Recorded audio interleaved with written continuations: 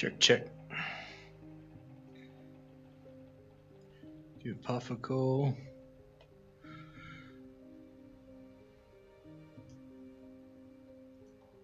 Yo, what's up, man? Yeah, Puff, you got me? Yeah, I got you, brother. Sweet, dude. Alright, I am in EU server. Just give me a second here to just sort my camera out. Copy.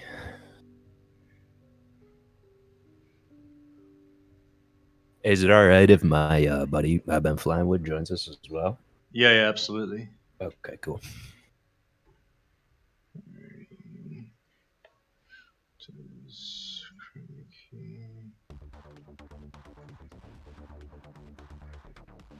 That's weird.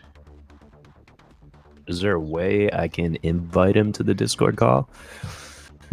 Or you want to just hop in a Discord server or something? Or? Well, yeah, actually, get him to Clinic, and we'll join the room that says Clinic DND, and that means do not disturb. So we should be okay in there. Okay. Do you need to drag me in there or anything? Shouldn't need to. Yeah, it should be okay. Cool.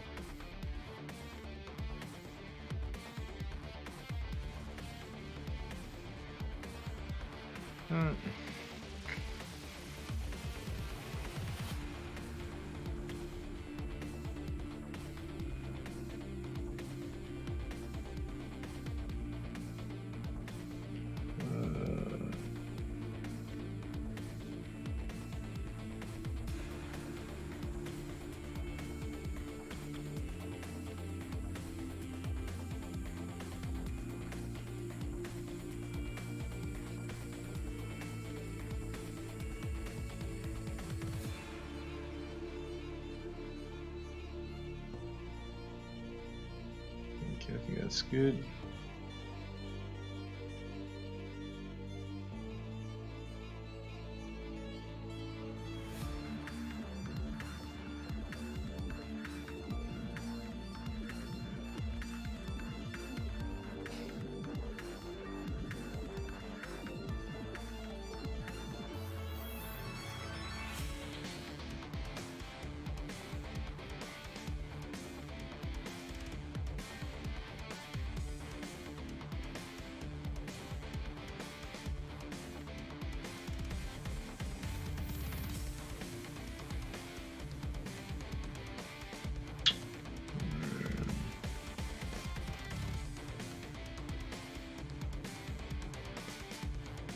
Stick with the 18 Yo. and 16.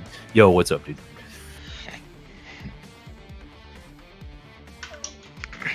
I'm in here as well, in the server. All right, sweet, man. Yeah, what do you want to do? Anything, brother. Alrighty. I am game for anything, dude. As long as I'm learning, I'm happy.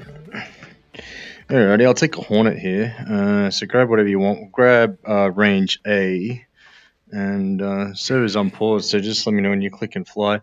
And yeah, we'll just go for a head-to-head merge here, and I'll just talk you through what I'm doing, what I'm seeing, and Okay. you know, if there's guys in chat want to post some questions up or whatever, we can just talk about it, man.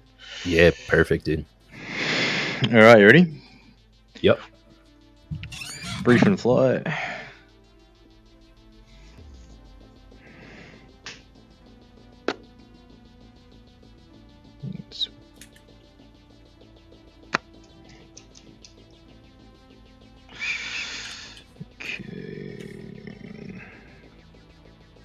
Making any jet. Oh, there we go.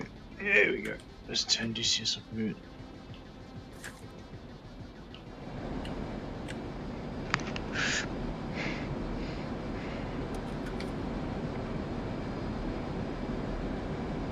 Pretty sure we're merged. That's alright. I'll just stand out here. Oh, this is gonna be hard, dude.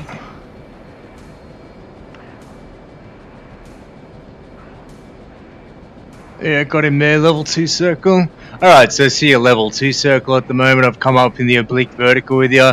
I'm back at like about 360 now, and I'm just easing on my pull just to maintain a bit of energy in the fight here.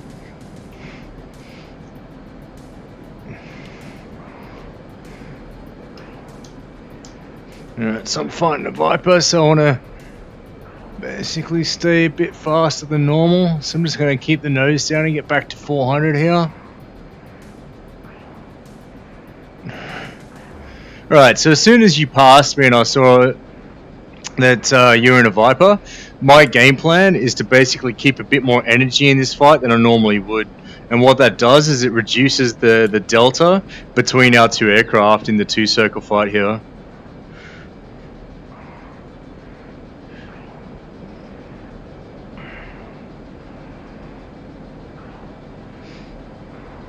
You can still hear me, right, Puff? Yep.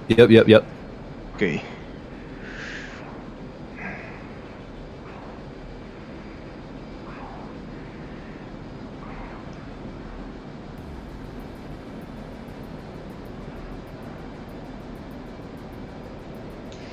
It's a bit too fast. 540, so I'm just going to back this off.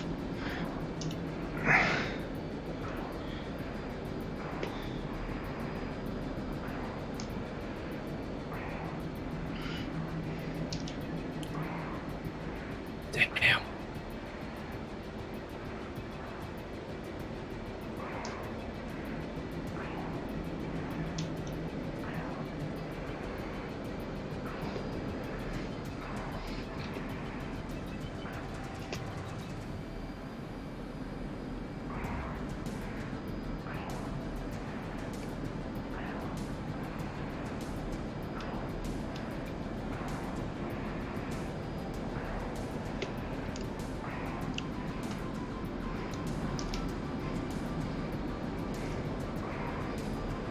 Alright, so just watching for that overshoot, getting that speed off now in case he tries to force this overshoot.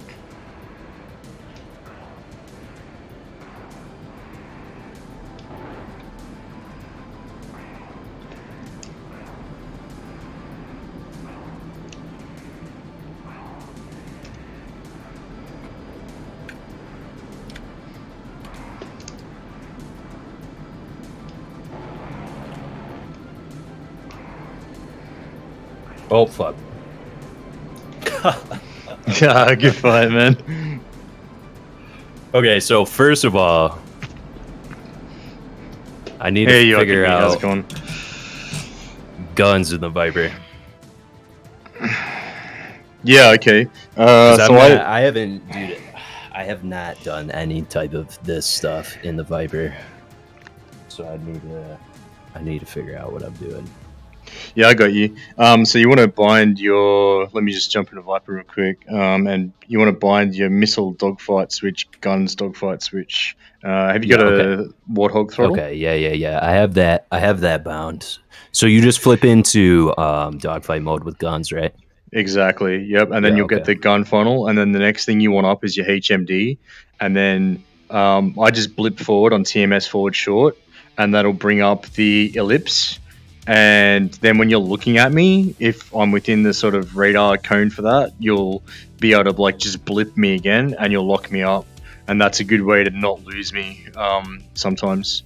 Like, so, you know, use that HMD a lot. And because you've got the HMD in the Viper, you can afford to keep your eyes on me almost the entire time. You know, there's no real reason to come back into your HUD for airspeed. So that's one of the main benefits in BFM anyway. All right, so I'll grab a Viper here this time on range A. You ready? Hang on. Yep, ready now. All right, here we go. Brief and flight.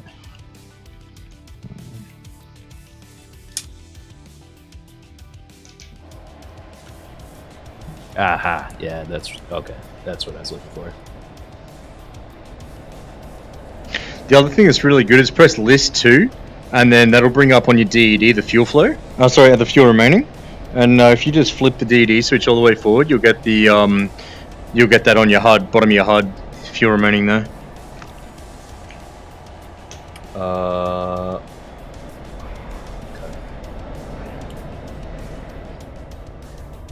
That's on the bottom right? Yeah, bottom right. That's it. We'll just concentrate on the fight now. We can sort it out later. Yep. Cool. So here in this 2 circle, you want to basically avoid getting below 440. So anywhere between sort of 440 to 480. And if we end up in vertical 2 circle, 300 at the top and 400 through the bottom. Okay.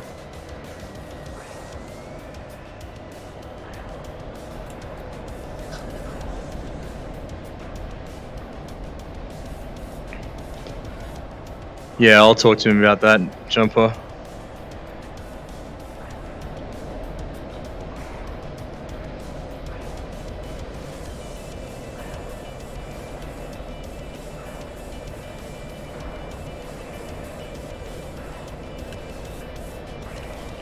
Alright, so you can see how he's ditching that nose. So I'm just actually going to go into lag and then turn circle entry at the right time and just maintain the offensive here. Now, what I need to watch out for is any kind of vertical ditch where he tries to flush me out one circle beneath him. But at the moment, this is fine. I can just go into lag here and get the airspeed back up to like 400 and just maintain the offensive in the 2 circle here. Now, if he's going to go onto the deck, we're going to transition into level 2 circle on the deck here. I want the airspeed a bit higher, 440 to 480. So you can see me just working my airspeed up there now and just start raiding around on him. Now, if he starts pulling, I'm just going to keep my energy state reasonably high and go into high yo. He's reversing me 1 circle there, so I actually need to just perform turn circle entry here and not go for the overshoot.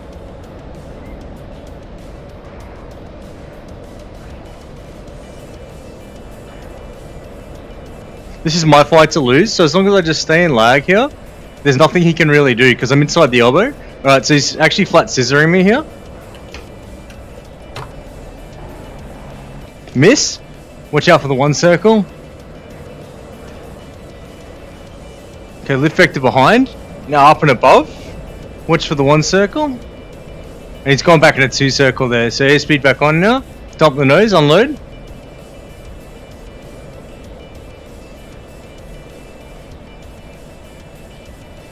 But he's really slow, so rather than actually just let him get angles there slow, I'm just going to start easing the nose back around here and pressure and just build the speed up as I make my way around.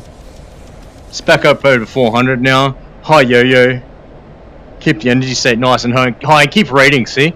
So no need to give up offensive position there with the high yo-yo.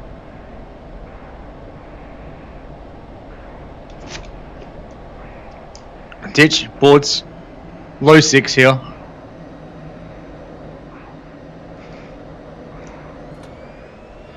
So you can see I'm all about, right now, the priority is to maintain offensive BFM positioning on him rather than actually getting flushed out front or getting greedy and going for the shot, which is kind of what happened before, which is why you saw me end up messy there. He's ending up really slow here, so Pippa on here. Woo! Nice. Good fight, dude.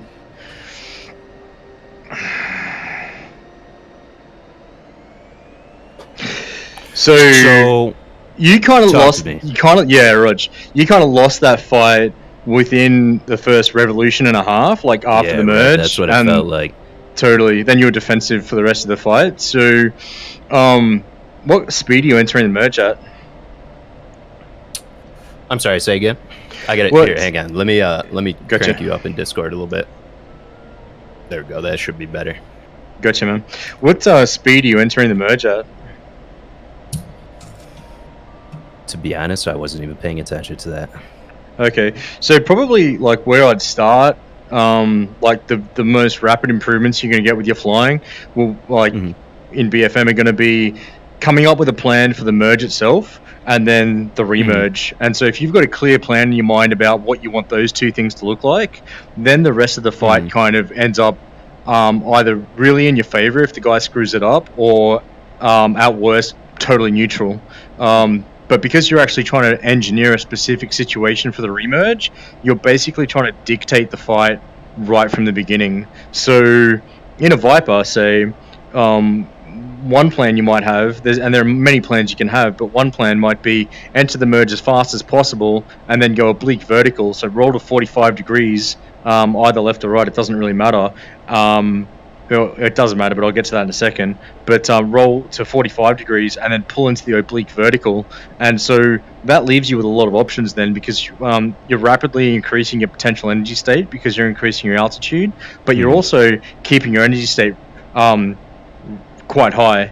So what it means is by the time you actually end up topping out over the top, if you're still up around 400, 440, you're now back to like perfect rate speed for two circle in the Viper.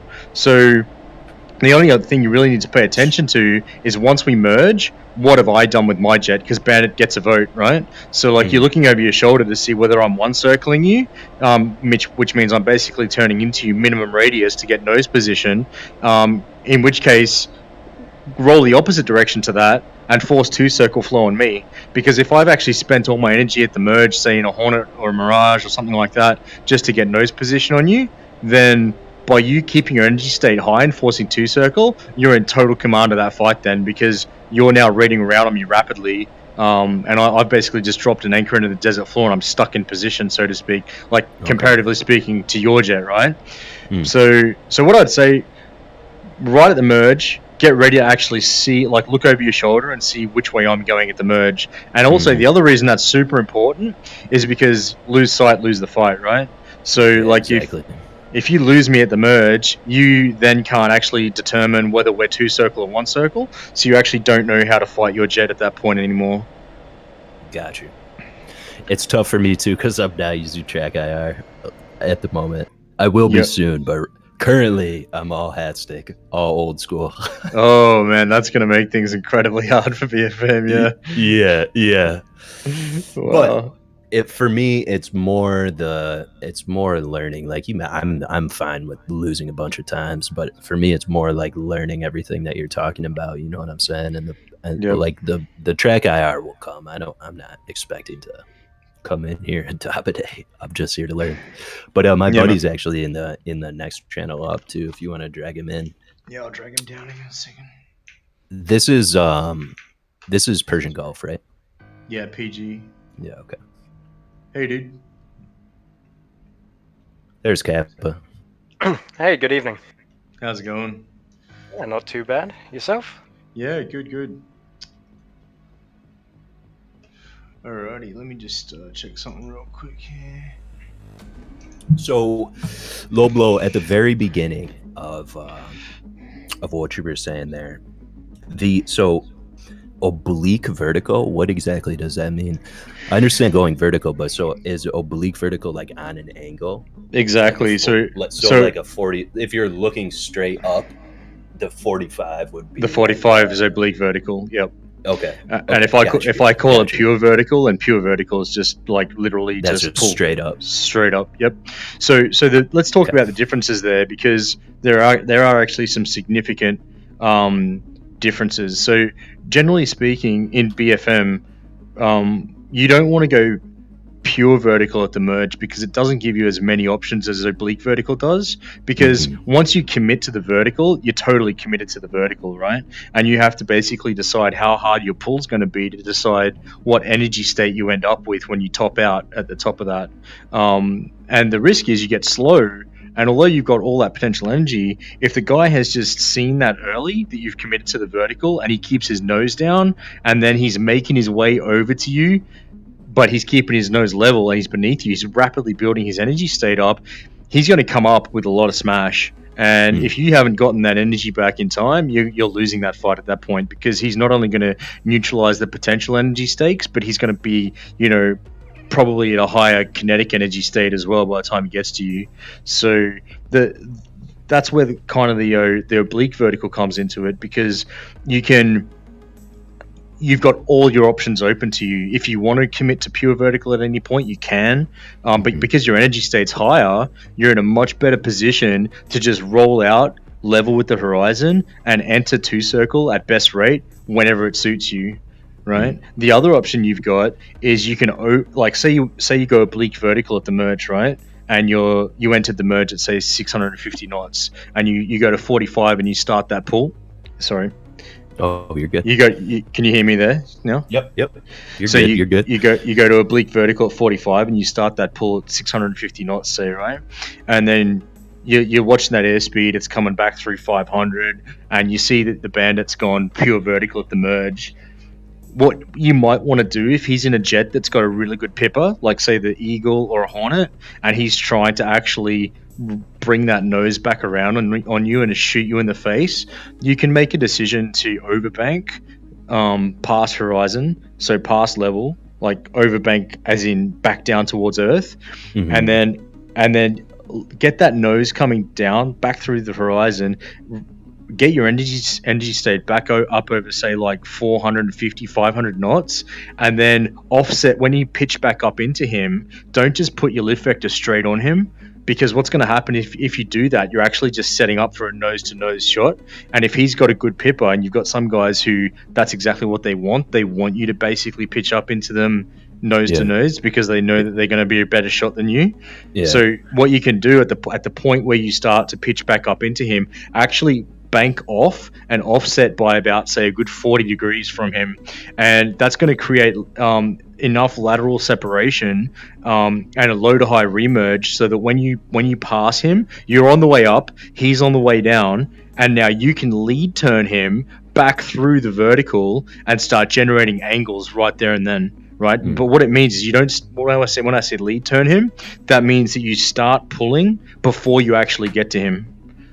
Because if you start pulling after you've after you've actually passed him, that's like basically a completely neutral remerge. Like you guys are heading like 180 out from one another. But if he's nose down and he's trying to pull into you, because his speed's rapidly increasing, and you're actually using God's G back over the top with the lead turn, you're able to go min radius over the top there, or a smaller turn radius over the top than he is. But also the critical point is that if you actually started that turn early before you actually pass him, you're generating all those angles before he even gets to you. So by the time you actually do pass him, and this concept's called lead turning, you are you've already maybe generated like 30-40 degrees of angles on him, right? So now you're in a sense offensive on him, maybe not completely offensive, but you've actually whittled away those angles before you've actually passed him. So okay, so lots to take in. I know it's a lot to take in, yeah, but basically what we need to talk about is how to, like, over a few sessions we'll talk about how to generate those opportunities for yourself. So how to position your nose so that you're actually creating turning room that you can then convert to angles. Because what happens is a lot of the time guys just point pure lead pursuit on a guy and they close the distance in the circle, right? Which and is, so when you're saying that, that's like right nose on, your nose is right on the target, right? As opposed to up further ahead is a lead turn, right? Actually, lag is a lead turn. Yeah. Well, sorry, lag is actually creating the displacement, like the vertical displacement or the horizontal displacement. And then once you've created that displacement, you can then exploit it against the other guy. So, and by exploit it, I mean you choose the right moment to actually begin lead turning him, so you generate the angles before he's passing you. Now, once you start BFMing really experienced guys, they're going to see exactly what you're going to do, and they'll be pulling just as hard as you to try and neutralize those angles before you guys pass each other.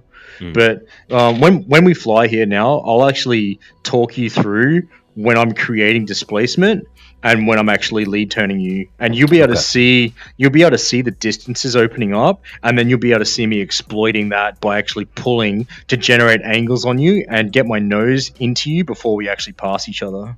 Okay. All right, so I'm gonna grab another Hornet.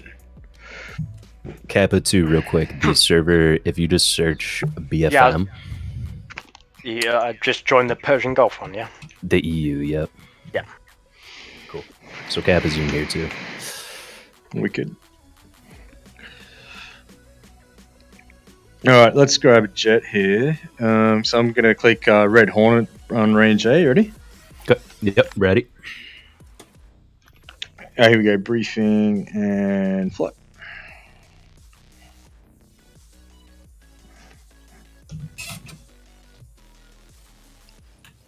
And this is why, like on that point there, this is why you'll hear a lot of guys asking in BFM tournaments whether there's pre-merge maneuvering allowed, because what they're effectively asking is, can I lead turn the guy at the merge if he doesn't try to do the same to me?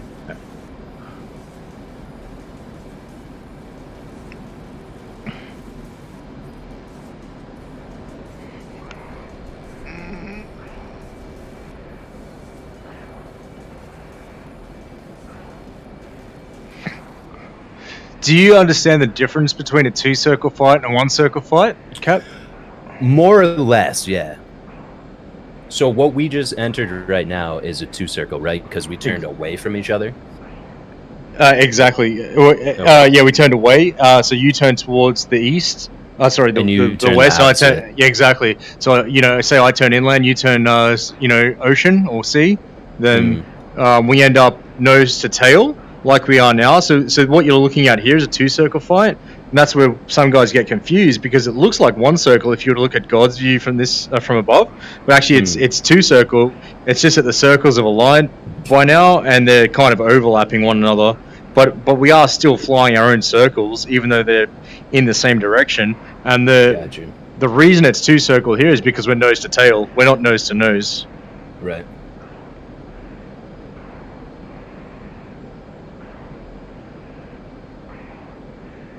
I think I already lost that one in like the first 5 seconds. I lost you. Yeah. Did you go blind? Yep. Okay. So now when I have, like right now, for example, I have the ellipse on my helmet cam, but how do I actually, can I lock you? I can't lock you from the back, right? No. I have to actually see you. Exactly. It needs to be like within a certain number of degrees. I don't know exactly what it is in the Viper. Okay. But basically like a sort of extended cone, and then you just TMS up short on me. When you've got your lips looking at me in that sort of range, you TMS up short, and that'll lock me. Gotcha. I'm gonna unlock you here just so that let me just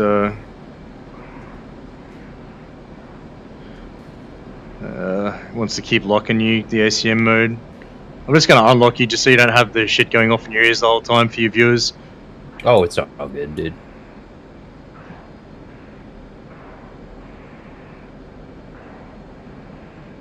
So I guess we'll wait until this fight is done, but we should talk about defensive BFM because I'm finding myself on the defensive like immediately. Yeah, we can talk about it. But you had the right idea before. We're trying to force the overshoot at the right time, so kind of like right. I was trying to that last fight. Yeah, I don't have the timing down really because I haven't really practiced this much. Yeah, right. And you're kind of doing the right thing here by just staying fast in this 2-circle. Like, it's making it difficult for me.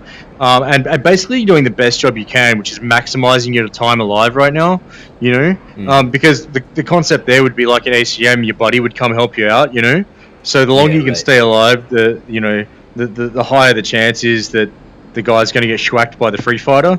So you're doing a great job of staying alive. Now, where you need to be careful up against the Hornet here, you need to be looking behind you right now and seeing if I'm actually trying to use geometry to close the distance down in this circle, right? Yeah, and I see you are. Yeah, I see you pulling lead now. There you go. Thanks for the follow, Big Newy. So now you see me coming over the top here. Now you see me coming up over the top high yo-yo, right? So I'm keeping my energy state nice and high, but I'm actually always, you see, if you start to pull into me, you see me drop my nose back into lag, right? Yeah. And just maintain offensive BFM on you. Yeah. Exactly. So where some guys get unstuck is they get greedy and they pull for the shot, and then they risk actually getting like the overshoot forced on them. So like say let me just show you how that would look, right? So like I just say all I want to do is shoot you, and this is what an inexperienced guy's going to do. He's going to be just flying lead, not watching his energy state. He's going to be closing this distance here through the circle, trying to get this shot. Say he misses, and now he blows out the other side like this. Now you need to reverse into me 1 circle. Right, there you go. Put your lift back.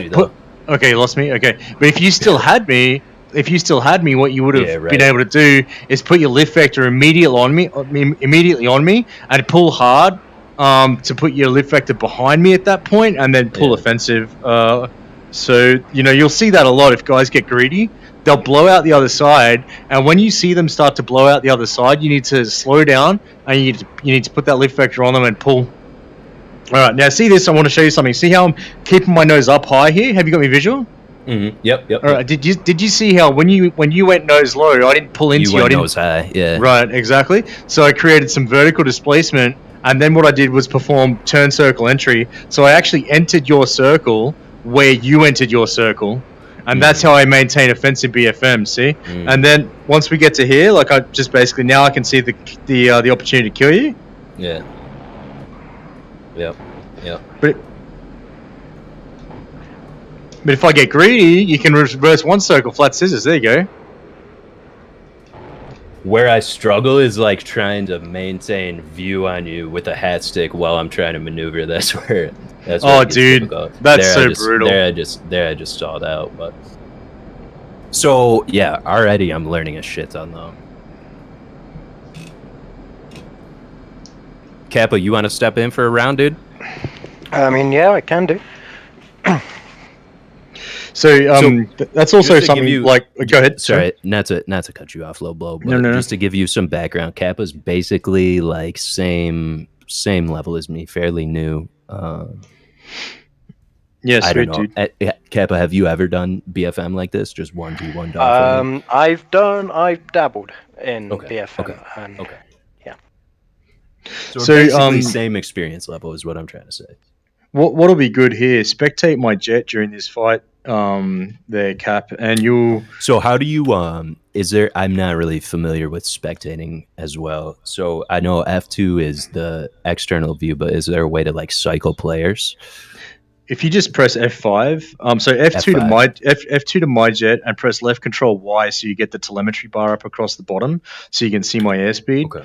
And then you said left control Y for that. Exactly. And then once you're actually F2'd onto my jet, and I merge with Kappa, press F5, and that'll give you the view from my jet to his jet. And then when I'm talking through what I'm doing, you'll be padlocked on him, but you'll see what my airplane's doing. And you won't have to micromanage the controls or anything. That'll just keep you padlocked. So F2 just cycles through everybody in the server, right? Exactly, yeah. Okay, got it. Exactly. Got it, cool. Okay. All right, you ready, Kappa? Yeah, do I just hit fly now? Yep, briefing flight. Oh.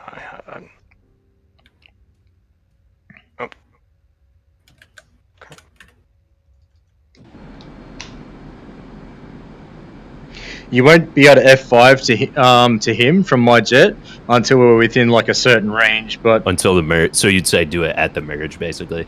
I'd say like at about 3 miles, which is coming up now. Like you could try F5 now and see if it padlocks him. Yep. All right, sweet. Okay, so let me talk you through what I'm doing. So like I'm going to start lead turning him here, and you saw him bank into me there. Now, the most critical thing right now is that I maintain padlock on him visually, that I don't lose sight of him. So you see he's gone nose low, right? So I'm just gonna padlock him. I'm actually gonna lock him up here, and he's really high on energy, so he's probably gonna come back up through the horizon with that. Now, I'm closing him at about 120 knots right now, so what I don't want to do is get super fast, like 600 knots. I want to keep my energy state like at a reasonably respectable speed, so if I need to wash off fast, I can. Like I'm closing him at 250 knots now through 1.8 miles, and the last thing I want to do is get overshot here. So you can see me playing this really conservatively, just going into sort of like a high yo-yo here, and just getting my speed back to like 400, and I'm still closing him at 110 knots with geometry alone. Back to 400 knots now. 1.1 miles. I'm still closing him, 350 knots, and the last thing I want is an overshoot. So he's going nose low. I'm going to actually pitch up here. Now I'm going to roll inverted and enter his turn circle, basically where he entered it. And so I'm just maintaining offensive BFM positioning on him. You see that? Mm-hmm. Again, if he pitches nose low, don't pull pure on him. Pull up and then enter like this. Yeah, to give yourself space still, right? Now, if he's pulling boards, again, low 6. Where's the one place he can't put his nose? Low 6. So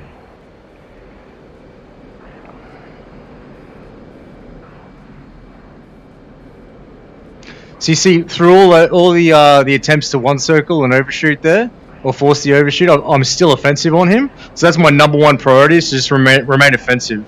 Yeah. And now he's out of energy. Ooh. Now this is rolling scissors, right? This is just a roller, but I'm actually going to try and gun him here. Well, I missed, so overshot. It's got greedy. So now flat scissors. Now the objective in flat scissors is to get up and over his nose, and the guy with the higher nose and the lower energy state flushes the other guy out in front. All right. So you can see me with my nose up here. Yep. And I'm just basically trying to flush him out. Now he's going to actually exit this fight, I think. So if he begins to exit, no, he's not.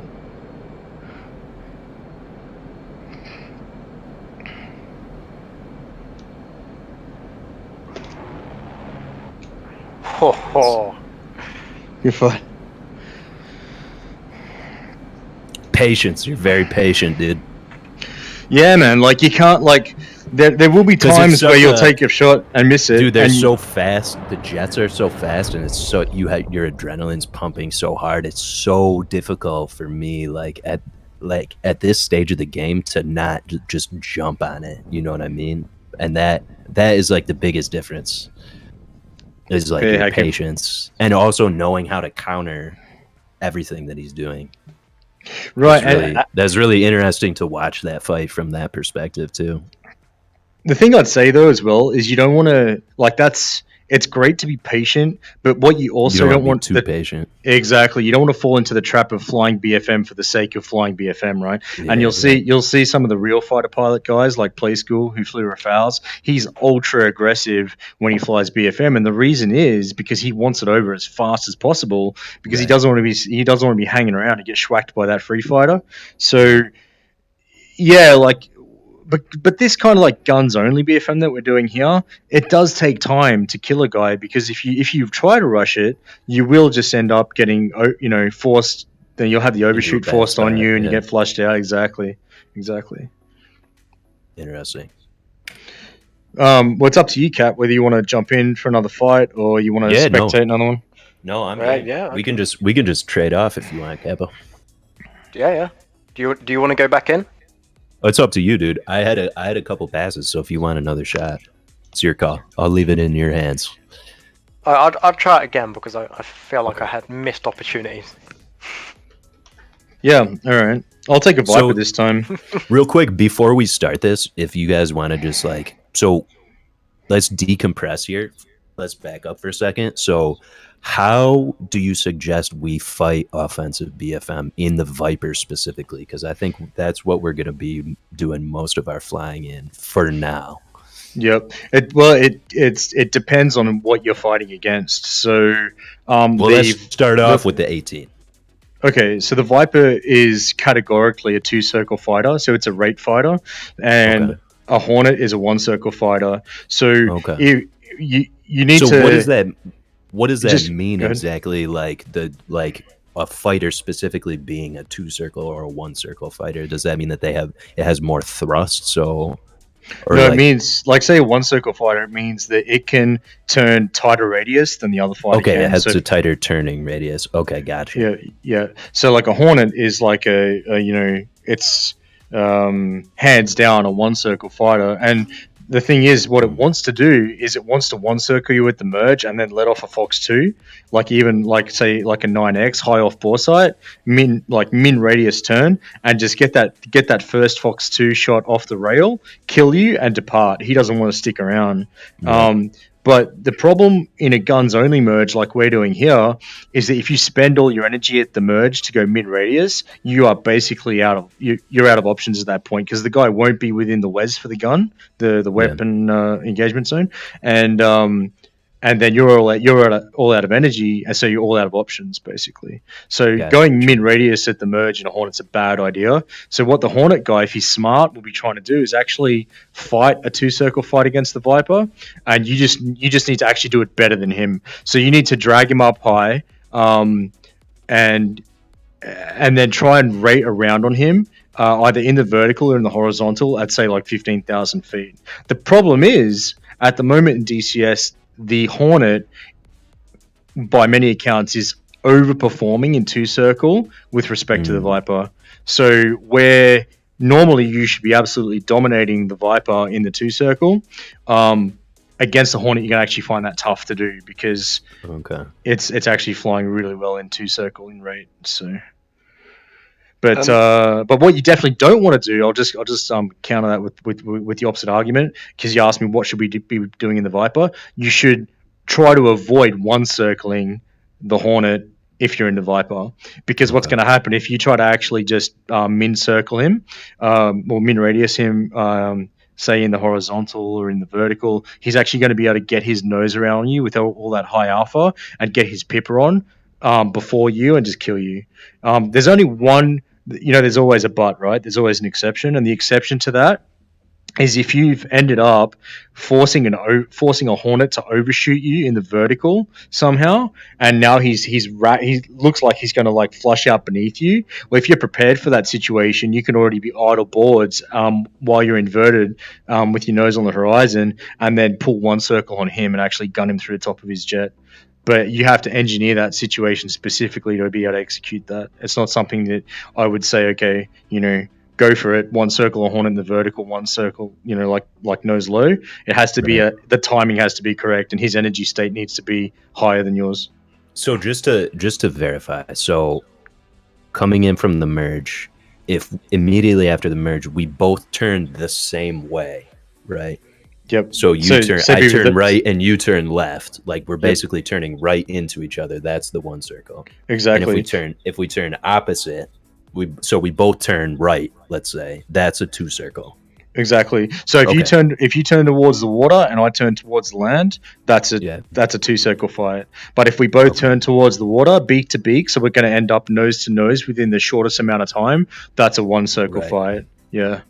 Okay. And that's and if you say, like, because you asked me about blue flag, right? So say you end up merging with a Hornet and you see him turn towards the water and you're in a Viper, you don't want to turn towards the water, because what's going to happen is he's probably going to get that Fox 2 off the rail before you. And because he has higher turn, he can bring his nose onto you faster than you can bring your nose onto him, basically. Exactly. Yep. Okay. Yep. So then the other thing, I know I just said the F-18 because you're flying the F-18, but if we're going blue flag specifically, and I don't know if we can run this one more time, but if you want to hop in some of the aggressor jets that we face, which is currently F-14, the Jeff, and then like the MiG. All of the MiGs, that's what we're fighting mainly on blue flag. Yeah, I can do that. Yeah. First we can. Okay, yeah, exactly. Yeah. So we've been fighting Tomcats, MiG-29s, mainly Jeffs and Tomcats, I would say. Mainly, all right. Sure. The blue flag Tomcats are like, very rarely do we get into guns range. Okay. But if you're fighting a lot of Jeffs, I can fly the Jeff, I can fly the MiG-29. Both of those would be good to practice on. Before we do it though, you need to understand what type of airplanes those are in BFM. And so the Jeff is good in rate, but it's also good in one circle. So I will say this, if you're in a Viper, you need to treat the Jeff as if it's a Mirage or if it's a Hornet, because it will one circle basically as good as both of those airplanes. So you don't want to one circle a Jeff, and you don't want to end up in a roller with a Jeff, and you don't want to end up in flat scissors with a Jeff. Okay. If you're in a Viper and you merge with a Jeff, you need to try getting him into vertical two circle and raid around on him like that, or raid around on him horizontally. But the problem you're gonna have against a radius fighter, like and this goes for Mirage, JF-17, Hornet, even to some extent MiG-29A, all of those airplanes, when they see you trying to raid around at 440 to 480 knots, are going to put themselves into your pocket. So by pocket, I mean 4 o'clock low, 8 o'clock low, and they're just going to sit there at a slower airspeed and eventually try to use geometry to close the distance to you, then pull lead and shoot you from the inside of the circle. Okay. So you need to know how to deal with that, and the way to deal with it is bait them into getting slow. And then keep your energy state high and start climbing, because what they can't do is maintain maximum sustained turn rate and also climb with you at the same time. They can probably maintain maximum sustained turn rate level. They can definitely maintain it if you go beneath them. But if you climb at max sustained turn rate in the Viper, so 440 to 480, they're not going to be able to come up with you and maintain their 20 degrees per second max sustained turn rate or whatever. So. Okay. All right, am I fighting? I'll take a Jeff this time. Who wants to fight me? I think we got to talking, but I think it's Kappa wants one more shot at it, and then I'll jump in. Yeah, I definitely want to try and fight a Jeff because I've never gone guns with a Jeff. I've gone guns with Tomcats, flankers, all that shit, but never a Jeff. All right, let's do it. Ready? So they're the ones that I really don't know about or how they move or fly whatsoever. Yeah, it's basically like a Mirage. It can two circle pretty well, but if you go one circle with it, you're going to get absolutely wrecked because you'll see like once the Jeff gets slow, it's got a crazy amount of nose authority. All right, ready? Briefing and flight. Oh, sorry, I already hit fly ages ago. That's all right.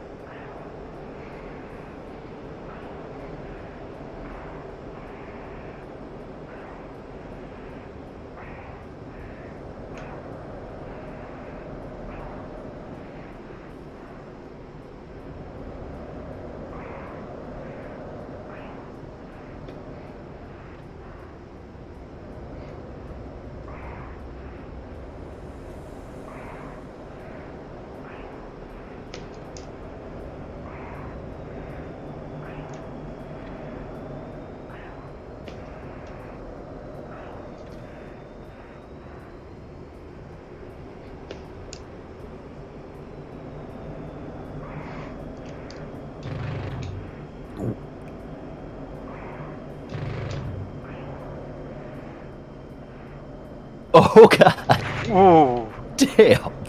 I've never seen a 16 do that. wait, what?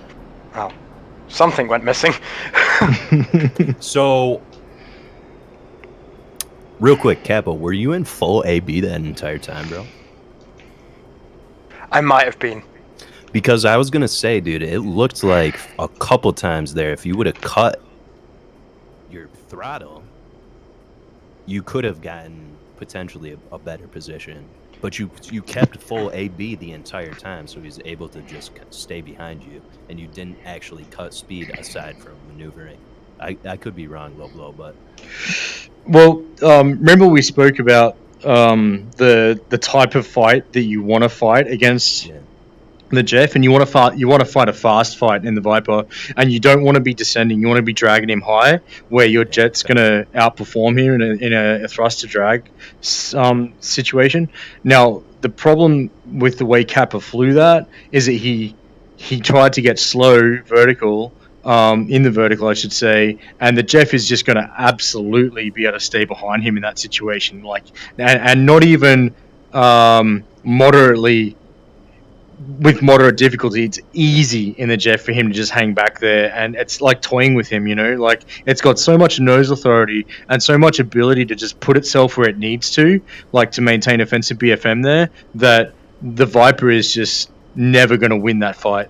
So unless you fight a guy who let me just get out of this Jet here, unless you fight a guy who doesn't know what he's doing and gets greedy, and then you flush him out low, so there it's going to work, sure. But if you're fighting a good Jeff pilot, he's just going to fly offset to maintain offensive BFM the whole time. So what you needed to do was padlock me at the merge, and then stay fast, 440 to 480, and go oblique vertical, and then just try and raid around in the 2 circle on me. But if you get slow, like remember there was that moment where you were nose low and you dumped all your speed through the bottom of that turn, man, I was like rubbing my hands, going, "This is done and dusted now. Like you're screwed because there's no way that you're going to force a Jeff to overshoot if he knows what he's doing." That was in the dive, wasn't it? When I had Lou on like that scissors Right. dive type Right. thing, and then at Exactly. the end I pulled quite sharply. Exactly. Yeah. So the Jeff. See. If okay. So here's the two ways that situation can possibly unravel, right? Or evolve, if you want to put it that way. One, the Jeff guy can get greedy and pull for the high aspect shot, miss, and then he actually ends up puncturing your flight path at 90 degrees nose low, right? And so you see him miss his shot, and then he's vertical nose low, say, and he punctures through your the flight path you just flew at 90 degrees nose low. Well, if you see that, yeah, okay, now idle boards, roll inverted, and pull through on him one circle, and now you're in the driver's seat. Now you're probably offensive on him. But again, it's a Jeff, so it can bleed all that speed if it wants and probably neutralize that situation if you don't manage to kill him right there and then. Now, a Jeff guy who knows what he's doing, who's patient, will actually see you dump all your speed. And this is what I did. When I saw you dump all your speed, I didn't pull pure lead on you. I actually went into lag. So I went to your low 6. That's where I put my nose, your low 6. And I created displacement, which I then used to perform turn circle entry on you and maintain offensive BFM on you. And then there's nothing you can do. Like, you are totally going to get wrecked. That's as shown, yeah. I did lose you at one point, so I thought it would be a great idea to pull up and fly into the sun. Yeah. But moral of the story: don't get slow against the Jeff. Here, I'll take a. Do you ever fly against the Mirage or no? We do. I was gonna say, yep. I was gonna say we do fly against the Mirage as well. All right. Well, I'll use a Mirage this time. And the thing about the Mirage, it's even more dangerous in one circle than the Jeff. It's like if there's any jet you don't want to one circle against, it's against the Mirage. Okay. All right, it's your turn. Yep. And actually, when I take the Mirage this time, if you do end up flying a good fast Viper in 2 circle, you're going to get to see what I meant about putting the Mirage in the pocket, so in the low 4 or the low 8 position, and staying on the inside of the turn, and then using geometry to close you. And I'll talk you through when that's happening. So if you're looking down there, say you're in a right 2 circle turn at like 440 or 480 knots, you're looking over your right shoulder down at me, you're going to see me down there at 4 o'clock low, and you're going to see me just, but almost flying parallel to you, but like beneath you and back there. And then all I'm doing is building my energy state, and as I'm building that energy state, then I'm using geometry and that energy state to then close the distance to you and just kill you. So. All right, you ready? Yep. All right, brief and fly.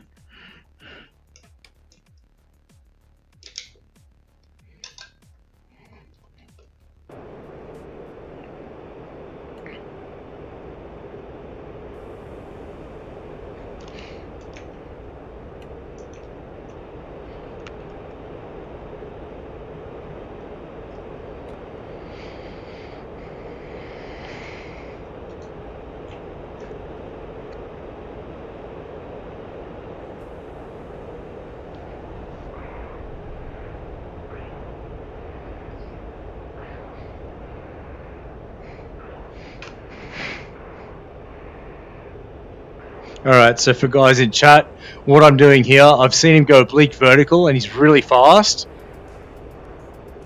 I'm just keeping my energy state reasonably high, 400 plus at the moment. And I've gone blind on him, so good play by him into the oblique vertical, but I know he's moving fast, right? So he's going to be somewhere back over here at the moment, probably coming back down through the horizon. So that's where I'm looking to reacquire him. It'll be somewhere in the 2 circle. But I'm slow now. Okay.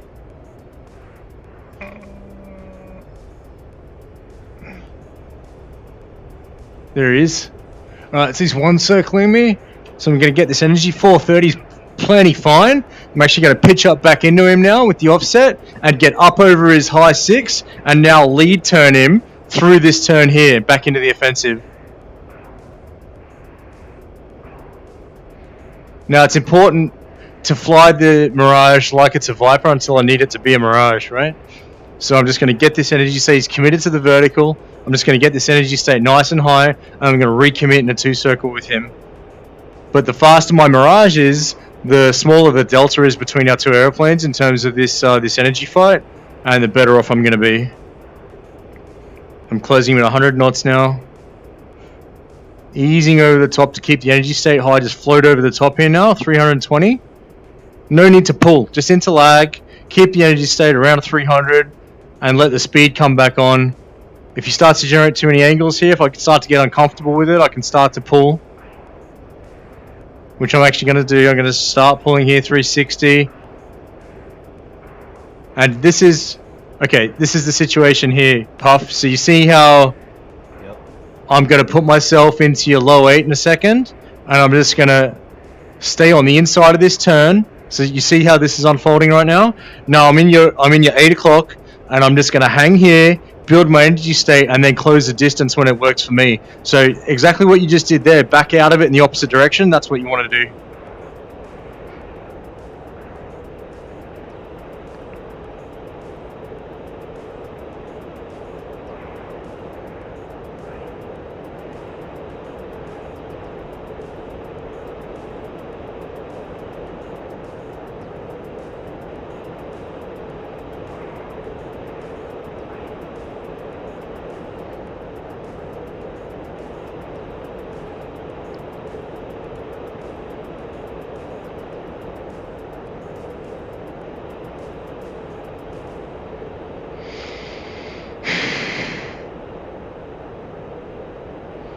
So he's just running at the moment, opening it up. You can see he's at 2.3 kilometers right now.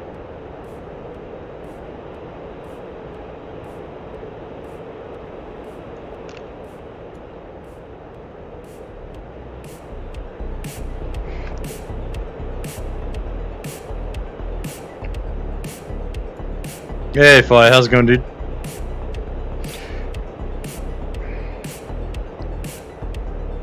Just helping out Captain Puffington and Kappa with a bit of BFM. I think he's running it on his stream as well, so go check him out, Captain Puffington on Twitch. Really, really cool dude.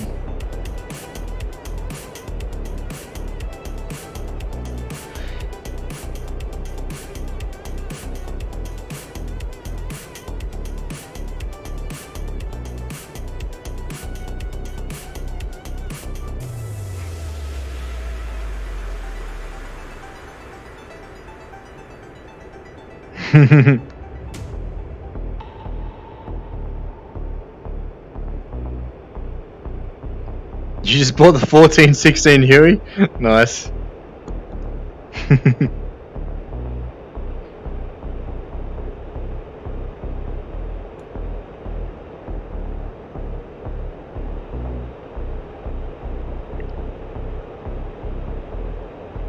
So I'm just gonna, you can see he just wants to stay ultra fast. I'm just gonna have to use geometry to close this down right now.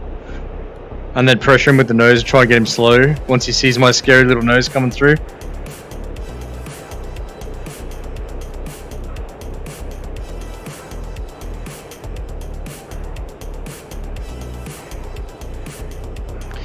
So keeping the energy state high, back in the lag, getting up and over this.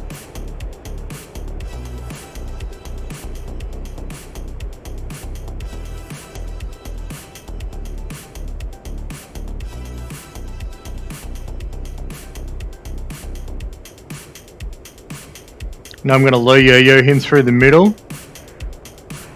I actually scare him here with a high aspect shot coming through the other side of this circle, waiting for him.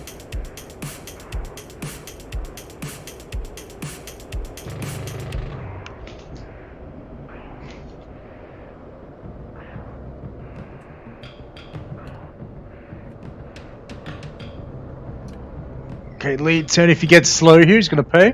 If he keeps pulling back into me, he's going to really pay the price here.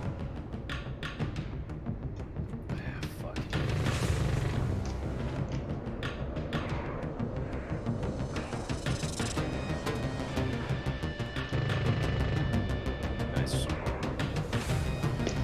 Well, I survived a while.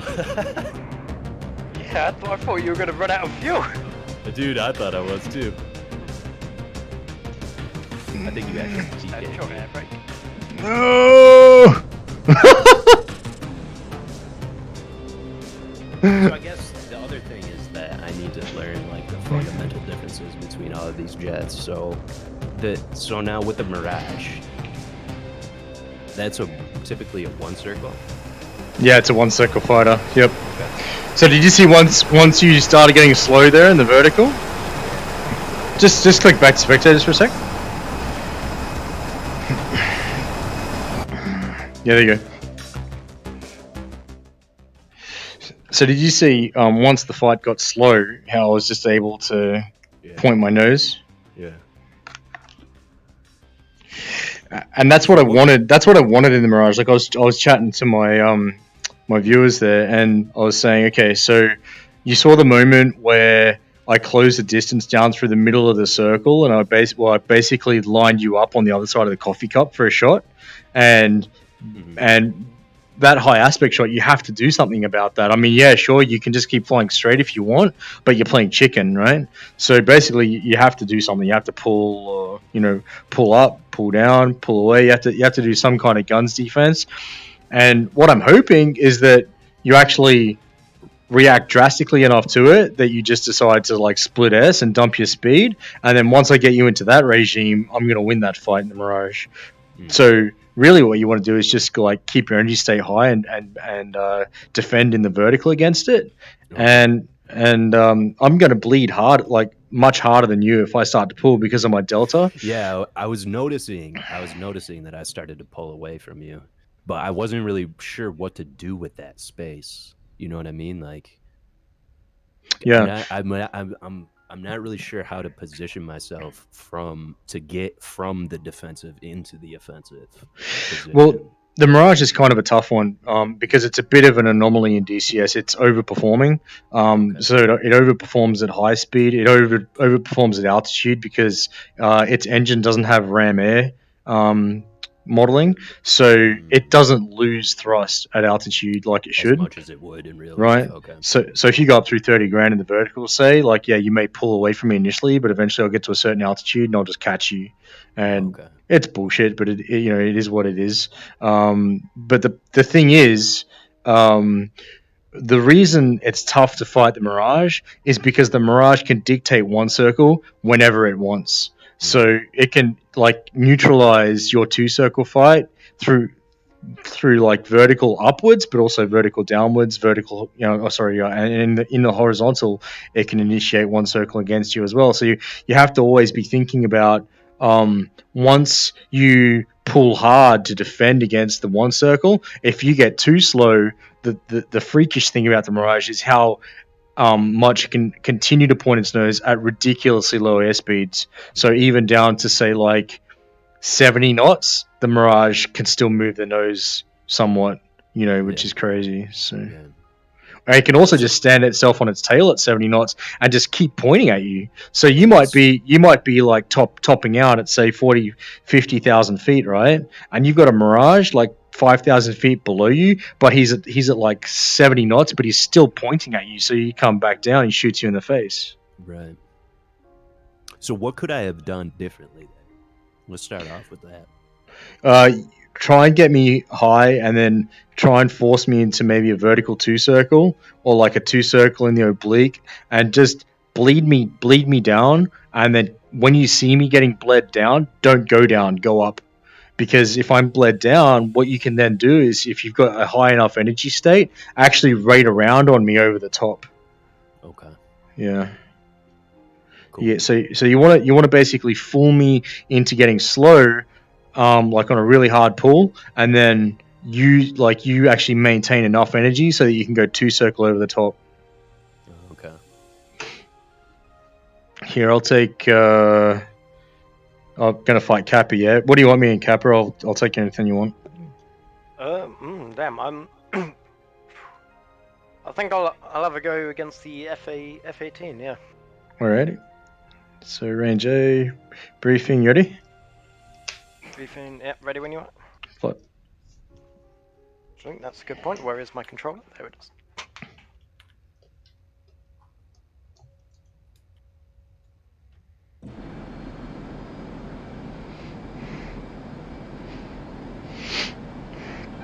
Oh shit.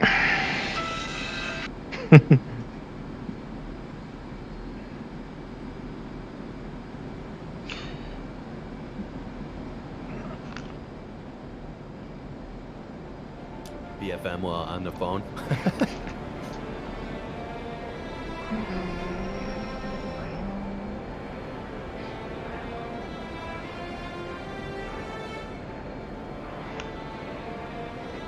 So you can see, I tell guys to go oblique vertical, and it's basically what I do all the time as well, because it gives me the most options after the merge. I can set up the remerge however I want, but right now we're in level 2 circle here, so that's just fine. Let me turn this music down just a touch.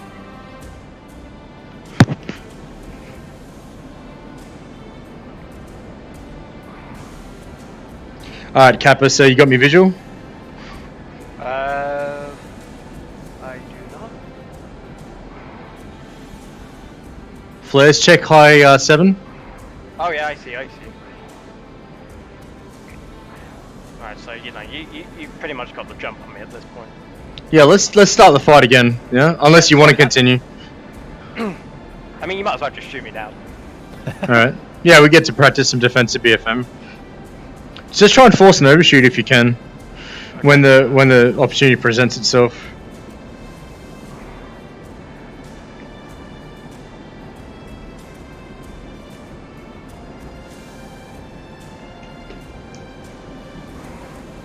So you see that VC starting to bloom there through 200 knots. Just back off this so I stop getting the wobbles.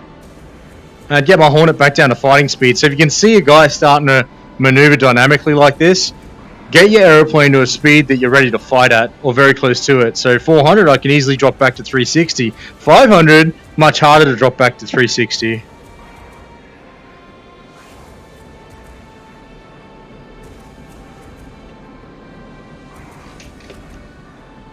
$100 knot overtake right now.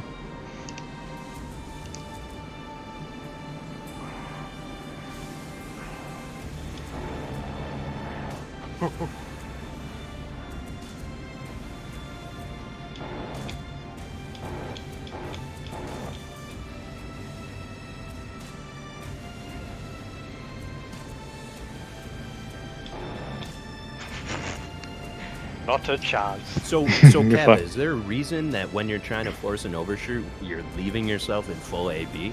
Because like in those, I feel like you're getting close to forcing an overshoot, but because you're not cutting back on the throttle, it doesn't actually happen. I mean, I think what it is, I don't know if being an afterburner, or when not to use afterburner. Like, I don't really know.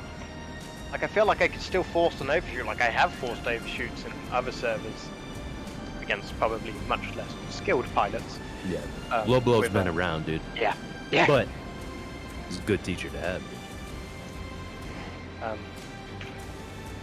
Yeah, the thing with an overshoot is you kind of want to pick your moment, you know, and you want to be a little bit deceptive about it, right? So let's talk about the overshoot for a second. Let me just turn my music down here. The best way to force an overshoot on a guy is to wear him down mentally over a period of time, so that he becomes complacent. So he gets sat back behind you and he's thinking, I'm in control of this fight. I've got this. You know, it's my fight. And once he ticks through that sort of like mental step, if you want, and he's been like BFMing you for a while and he's been stuck back there for maybe a couple of minutes and he's beginning to get a bit frustrated, that's the time when you force the overshoot. And so what you do is you don't just dump all your eggs into one basket and go ham with it. You be subtle with it. So you have him back there, right, and you're in a level turn at, say, like 450 knots, yeah? And you're looking back at him over your left shoulder, and what you want to do is you actually want to create a very, very subtle change in VC, as in closure velocity, that he's not going to immediately recognize, but is actually going to start ballooning quite quickly, and then you catch him off guard. So how do you do that, right? You want to definitely avoid presenting him with a rapid plan form change of your jet. So you're looking over your shoulder, you see him back there, he's in the wedge, he's say at like 3,000-4,000 feet, right? and he's trying to close you to shoot you. Okay, what are the two options? Go idle boards and pull for your life all in one go? No, don't do that. You want to actually just slowly pull the throttles back all the way to idle and let that VC start to bloom and or balloon, whatever you want to say. And so as that VC starts to balloon, he's now going to become, he's closing you at say 50 knots, 60 knots, 70 knots. All of a sudden he's closing you at 120 knots. He's through 2,000 feet. Now depending on what airplane you're in, you may be able to just pull out a plane, go idle boards at that point, real hard pull. Then when you start to see him overshoot, lift vector on him, pull back into him, and then flush him out front. Then as soon as he's flushed, roll back into him again, pull again, and now you're in his six, right? But where guys screw up the overshoot is they get greedy and they try to do too much too soon. You actually need to one, get him complacent, and that complacency develops over time from him being behind you and getting frustrated. And then when it's time to force the overshoot, you want to be subtle about it. Interesting. Because I noticed, I feel like I was offsetting a little bit, just trying to see if you would close in, but it looks like you kept your distance, because I feel like you probably already knew what I was trying to do. Yeah. Here, let's reverse roles. So I'm going to jump into a Hornet, and I'm going to get you behind me at 6,000 feet, and then you're going to call fights on, and then I'm going to flush you out front.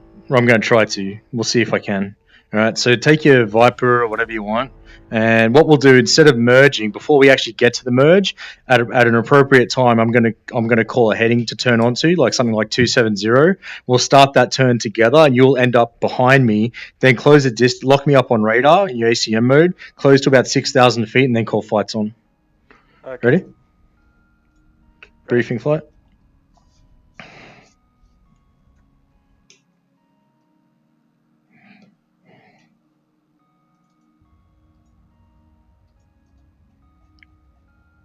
All right, so once we get to about 3 miles here, make a 3G turn to your left onto a heading of 170. So now.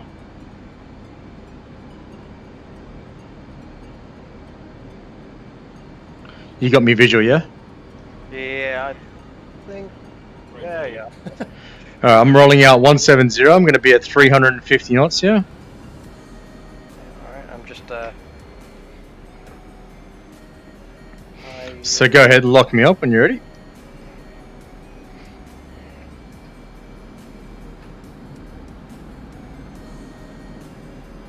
I actually just lost.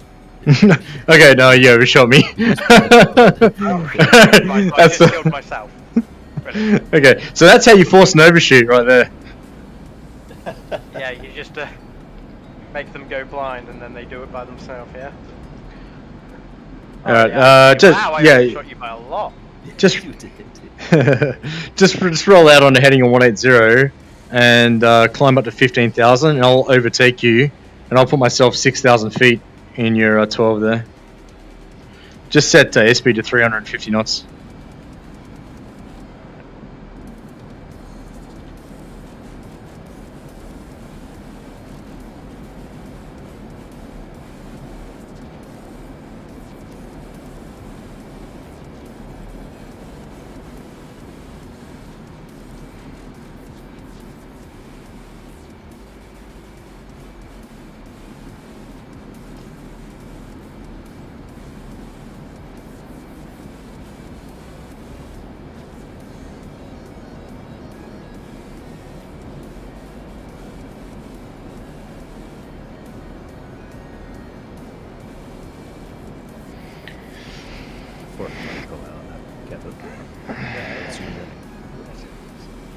I'm passing, right?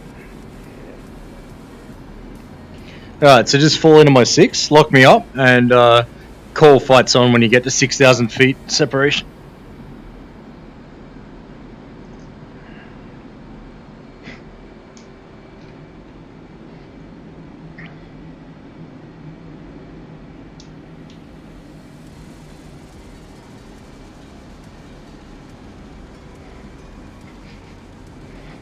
Okay, so I believe that's 6,000 feet separation. Flights on. Okay, flights on.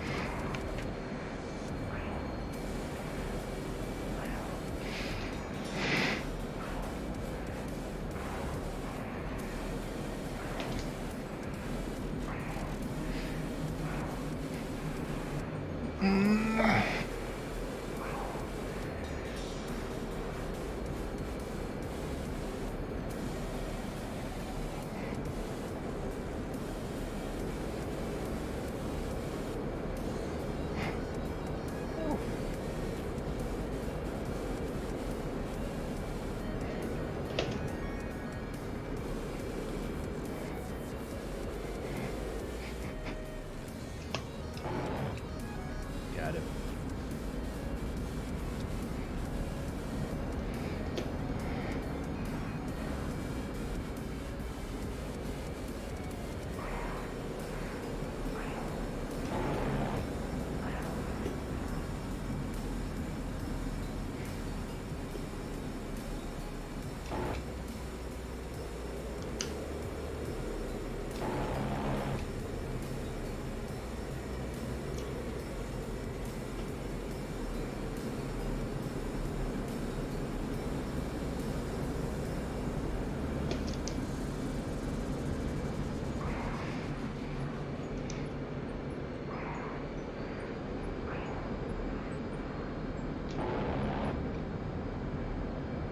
I don't have the power to get out of this one. You're also missing a stabilizer too. Probably didn't help. Okay, so let's talk about it. I'm just going to jump into this jet for a sec.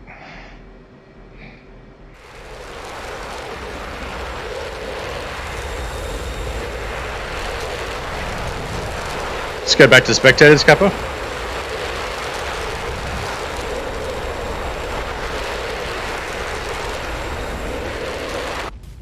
All right. So there's three types of setups that real fighter pilots perform for defensive BFM. There's a 3K setup, a 6K setup, and a 9K setup. We're in the 6K setup, right? Which is kind of like it's kind of like no man's land, if you want to put it that way, because you're not really settled. Like, you've heard about the phrase the elbow, right? Has anyone ever explained the elbow to you? It's your bait. What's that? What was it you just said again? Sorry. Oh, has anyone ever explained the elbow to you, or like, have you ever watched Art of the Kill? No. Okay, there's a really, really good video on YouTube. Anyone watching should go and watch. It's called Art of the Kill, and he talks about this this concept of the elbow. Now, if you actually put your arm out in front of you and you look at your hand, your wrist, and your forearm and your elbow, you see that imagine if my aeroplane was sitting on top of my elbow, right? And now I articulate my arm at the elbow. There's nothing, if your airplane's at the wrist, there's nothing that you can possibly do to actually change the relationship between the wrist and the elbow. They're fused together. They're locked, right? And that's basically once a jet's behind you, within about 3,000 feet, that's the same concept. He's fused to you, and there's theoretically nothing you can do to get rid of him. If he's outside of 3,000 feet, he's actually he's somewhere between the elbow and the shoulder. Now, if I was the shoulder and you're the wrist, you have enough ability to actually, if you articulate your arm at your elbow, your wrist can actually raid around on your shoulder. Do you see that? So your wrist can actually make good on your shoulder, whereas your wrist can never make good on your elbow. Right. Okay. Yeah.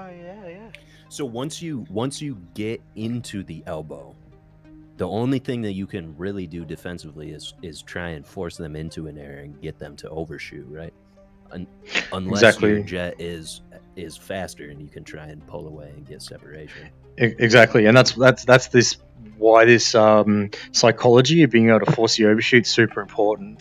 Yeah. But it really is now. I actually want to talk about what actually happened in that specific fight. Now, when Kappa began at 6,000 feet, he's in that no man's land, so to speak. He's not within the elbow yet. He's not fused to me. So there's a bit of wiggle room for me if I'm aggressive enough to articulate back on him. And that's what happened. Did you see that? I went for a super aggressive pull quite early on and managed to get a bunch of angles back on him and ended up pretty much neutral back over the top. And then once I was neutral, just judicious application of idle and boards to then flush him out low and get offensive on him, and that was it. Fight was done. Now, if we did this again as a 3K setup, you're going to see that there are certain things that he has to do in order to preserve his offensive advantage. Because once he calls fights on, if I do a full-on overbank to say 45 degrees below the horizon, angle of bank, I mean, like overbank past the horizon 45 and pull really aggressively, if he just decides to pull pure lead on me, think about that in terms of the space. He's actually going to close the distance to me using geometry, and if he's fast when he does it, he's actually going to blow out on the outside of my turn past me, and then I can reverse back into him one circle, and I'm offensive at that point. So what he needs to do, if we do this again as a 3K setup, is he needs to, once he sees me go nose low defensive, he actually needs to pitch up a good 40 degrees nose high, right?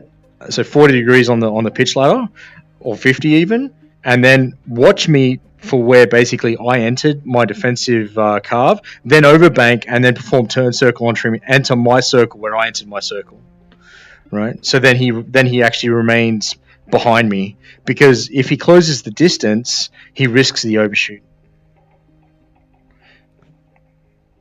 Gotcha. So when I see you pull up, I need to sorry, when you pull down, was it? When he pulls and makes a move, you need to pitch 40 degrees up. 40 is degrees what he's up. saying, right? Yeah. Right, Lowell? Yeah, Okay. exactly. But let's try. If you don't do it and you pitch down into me, the problem is that you risk the overshoot, because I've started a very. Go ahead. Sorry, so what you're saying is you're pitching up to keep that distance and prevent yourself from blowing past, right? So you're pitching up to bleed off speed quickly so that you can maintain your position. No, you're pitching up to maintain a geometric advantage on him. So what you're doing is you're creating some vertical displacement from him that actually neutralizes or let's put it this way, deprives him of his ability to force an overshoot on you. Like if you take your two hands, right, and you put, so let's just do this. I won't be able to push the talk once I do this, but actually I'll talk you through it.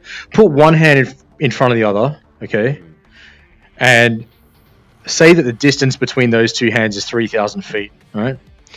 Now, when he calls fights on, the front jet overbanks 45 and starts his pull down through the horizon, dumping flares, okay?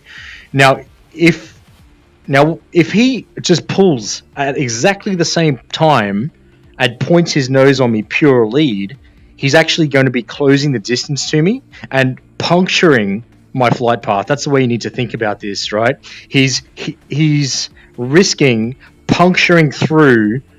You know when you watch TAC view and you see the red line behind a jet or the blue line behind a jet, he's risking punching through that line at 90 degrees, and then if he does that and he's fast, it gives the other fighter, the defensive fighter, the ability to wash off all of his speed and then one circle minimum radius into his 6. Gotcha. Okay.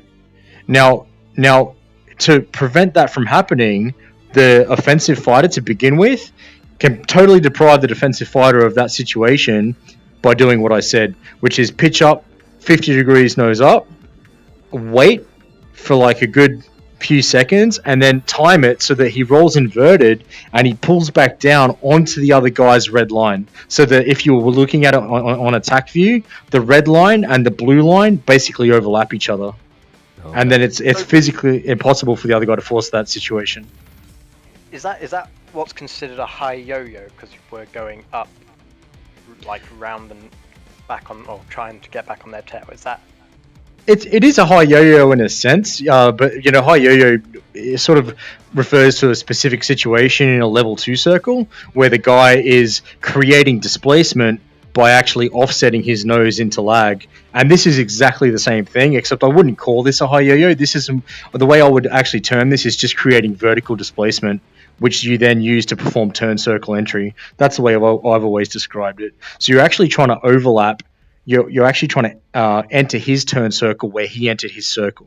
Does that make sense? At the same point, so that if you were to look at it in TAC view, the blue line and the red line overlap.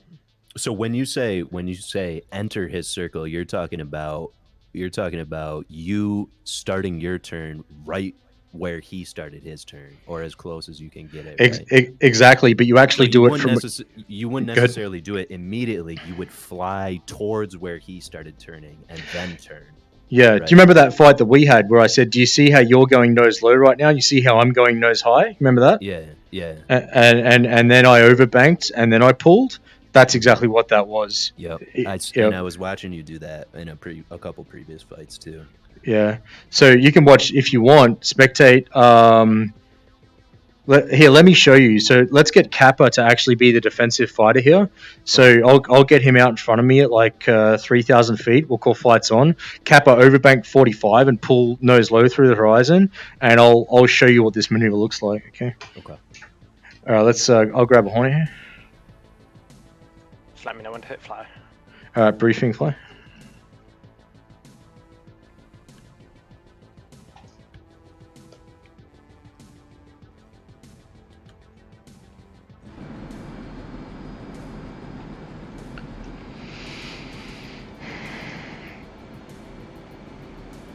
Okay, so once we get to 3 miles, make a left turn onto heading 170.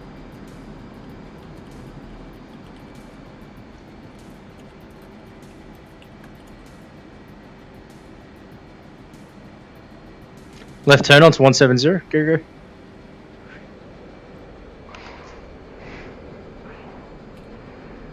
Okay, now just level out on that heading 170 for me. Yep, there you go. I'm just going to close the distance 3,000 feet here.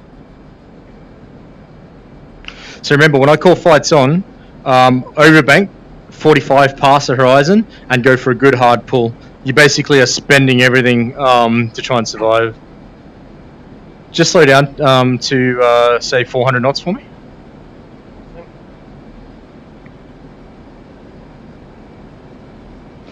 Are you F2'd on my jet at the moment, Puff? Yep. And F5 to him now. So press F5 for. Okay, perfect.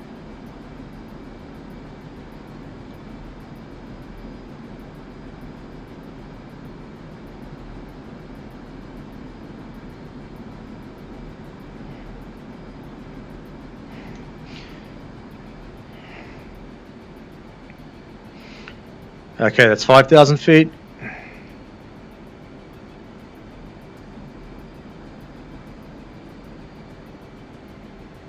$4,000 feet.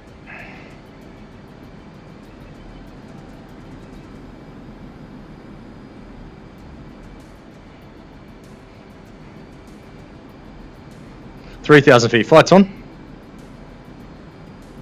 Flights on. Go. Defend. Defend. See that pitch up?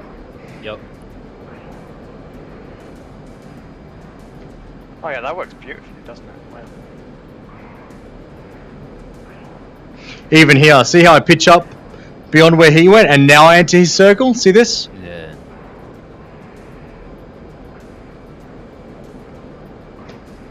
So I don't pull pure lead on him. I'm always into lag, and I'm just preserving this advantage. I can preserve this advantage all day long. Right. So there's basically nothing he can do at this point except try to force an overshoot, right? Exactly, but he's not going to get that chance because I'm just air. Yeah, right. I have a very bad habit of flying in front of their noses sometimes. You're probably not alone. So see, if he pitches down like that, I just delay until it's right for me to enter. See? Right. Yeah, that works.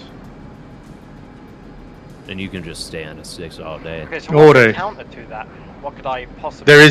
There is none because I'm at the elbow. Remember I said if the Prevent you from elbow. getting into that position in the first place, right? Right. Yeah, alright. So once I'm within the elbow, you theoretically, if I do everything right, you're screwed. Yeah. I mean, I guess all I could really do is try and make some distance, right? Yeah, that's right. And use that thruster weight of the Viper, open up the distance, and then with a good hard pull at the right point at like 440 knots, you can neutralize those angles, right? Because I'm then outside of the elbow. So remember, the wrist can always articulate back onto the shoulder. It can't articulate onto the elbow. So.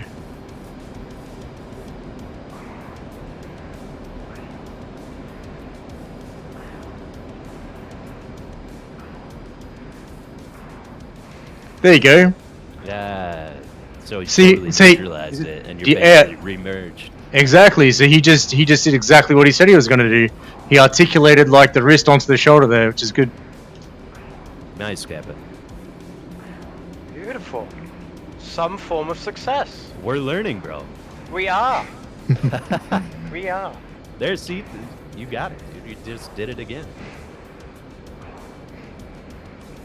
So now basically the fight's neutral from this point, right? Fairly neutral, yeah. He's done a really good job. Holy shit, could it be? The arse of the F-18? Oh no, it's not, it's the front! Oh. I got a bit too vivid there. Yep.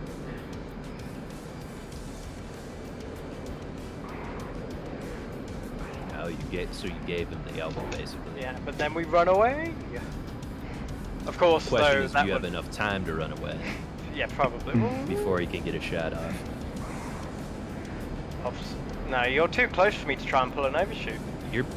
I think you're pulling away, or you were pulling away. You're starting. I was trying to offset just a little, but you know, I'm afraid he knows too much.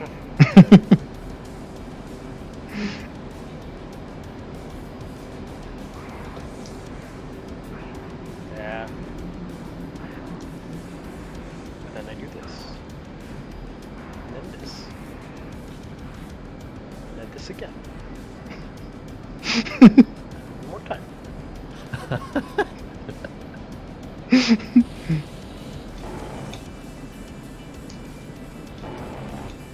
Oh, you sniped my pilot.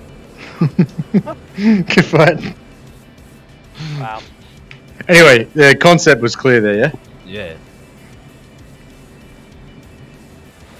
That was, Alright. yeah. That was. Alright, I'm happy with myself there. let's have a fight here, Puff. You ready? Yep. I'm ready. Let me. I'll take a well, MiG-29 because you said you want to fight against some other stuff. Yes. Or I can take a 14 or a Jeff, whatever you We want. get all of them, dude. Honestly, I just need experience, and the better pilot that I fight, the greater chance I stand to learn. Alright, I'll take a Tomcat, but it's going to take me a sec to load in. So I'll load in and then I'll back out and then I'll jump in again, okay? Okay, yeah, copy. Let me. Actually, I'm in. Let's go. We can go. Okay, all right. Okay. You hit fly already? Yeah, I'm in. Okay. No, this was the one that I want to watch.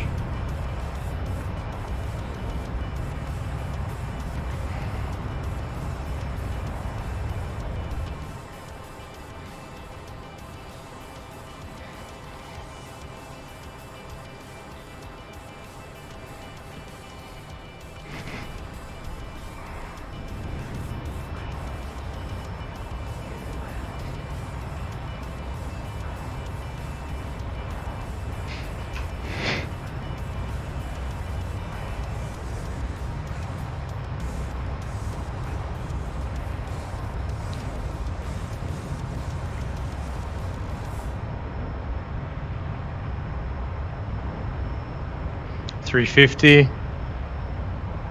Easing. Neutral. Need to get back up to 400 knots now.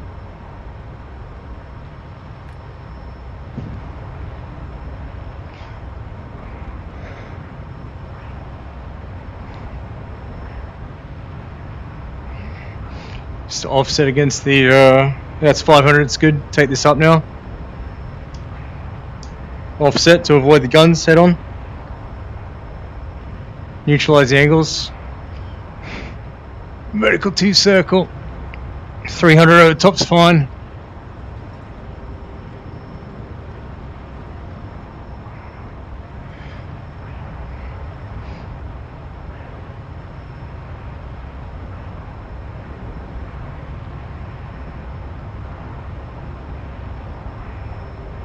Get up over the top here now. And now lead turn here.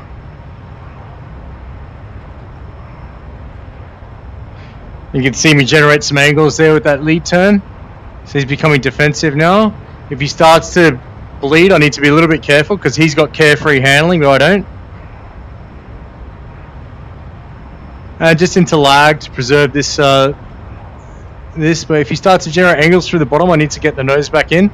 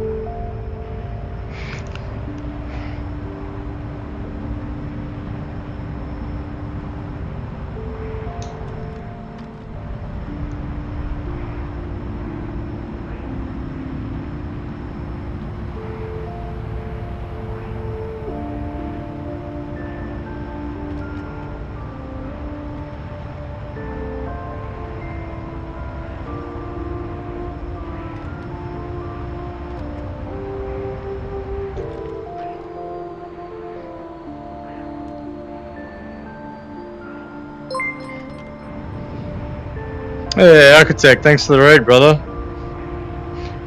Just BFMing against Captain Puffington here. He's got it up on his stream as well.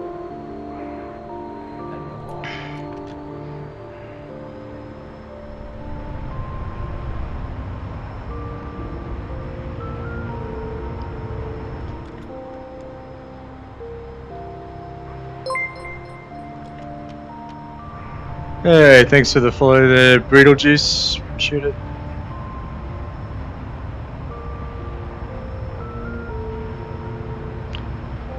We're just running a friendly clinic session for these guys here. Captain Puffington, who's another fellow streamer, really good dude. Go check out his channel. And his British friend Kappa. So we've just been going over some BFM concepts here, and he wanted to see me fight in a bunch of stuff that these guys typically encounter on blue flag. So they want to see Viper versus Tomcat, MiG-29, JF-17, Mirage. So we'll be running through all that stuff here.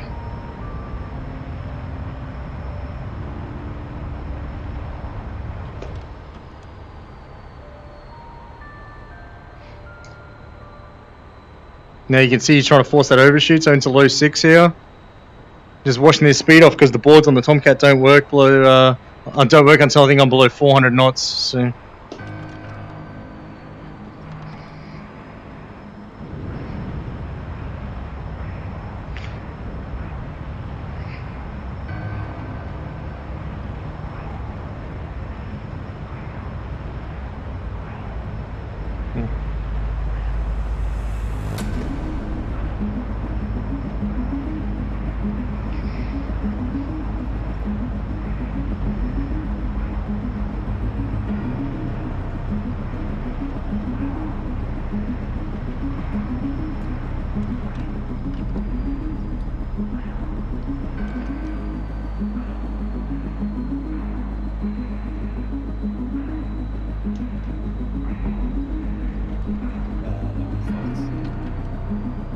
See, this is where I got myself into this fucking position the other day.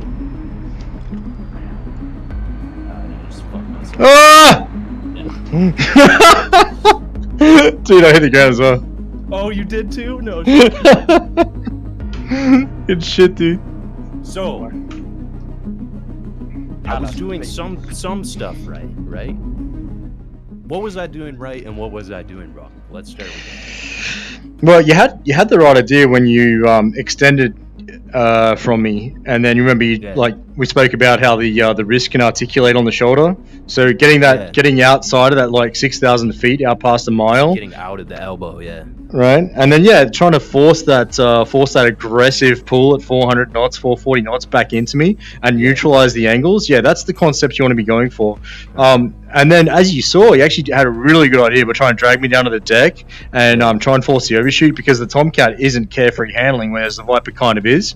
So, you know, like if I try to get greedy for a shot, which is exactly what happened there, my jet just, you know, if I miss and I depart, that's it, game over. So that was a really great plan. If you had managed to survive there, it would have been total maneuver kills. So that was a good plan, man. Nice. Let's try MiG-29 versus Viper. Okay. Yeah, I think you learned from your last mistake of getting slow, and you kept like. Yeah, I tried to keep speed. I bled speed too much at that very end. Thanks, Bare Knuckle. Appreciate it. Tomcat is, like as he said, it's not carefree handling, and you can. And it's hard for me not having track IR, because I can't just like snap my head forward, look at the speed, and then back. You know what I mean? I have to like it's like an additional element, but we'll get that sorted in the next week or so. Right now, I'm just like learning the basics and kind of learning what to do and what not to do. Got you. So. Now, the MiG-29 is a two-circle fighter, but it's also reasonably good in one circle. The thing with the MiG-29 is, again, it's one of those airplanes that doesn't have carefree handling. So once things start getting slow, you're going to have an easier time controlling your Viper than I am controlling the MiG-29. The MiG-29 is going to be bucking me a lot, and you can possibly use that to your advantage to cause a situation where maybe I depart, like have an uncommanded roll, and man, if I have an uncommanded roll at the wrong time, you can totally capitalize on that. But let's see how this plays out. You ready? Give me like 30 seconds. Capt, cool. If you want to jump in here, I'm just gonna take a leak and then I'm ready. All right. Hey, you wait for your turn. That's all good. So if anyone in chat has questions as well, just post them up. We're just talking about some BFM concepts today.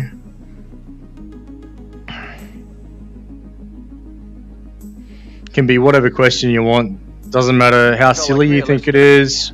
If you need me to explain what two-circle is or one-circle is, just go ahead. Guns are really a last resort after being out of AIM-9s. Yeah, totally, right? But yeah, I think probably the most important thing is to learn how to preserve the offensive advantage, and try to refrain from getting greedy, pulling pure lead for a shot, and then ending up puncturing through his flight path, so to speak, so that you can then end up in that situation where you get one circled through the other side. Like, you basically want to avoid that, because the thing is, if you've worked hard enough to get to within the elbow, like the 3,000 feet window, theoretically, you shouldn't lose that fight. Like, it's definitely your fight to lose at that point. Let's put it that way. Yeah, like I for sure, like after playing on some dogfight servers, I definitely stopped doing a few things, because I always just tried to turn the F-16, get it really low and slow, and just try and turn with people, and they were kicking my ass. Now I try and play it a bit more, I guess, with speed in mind. I like to keep my speed up as much as I can.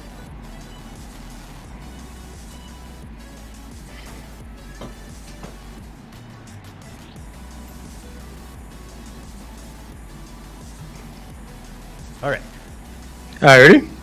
I'm back. I'm ready. Alright, let's do it. Here we go, briefing. Let me know when you hit fly. Yep. I'm good. Fly. I'm good. I hit fly.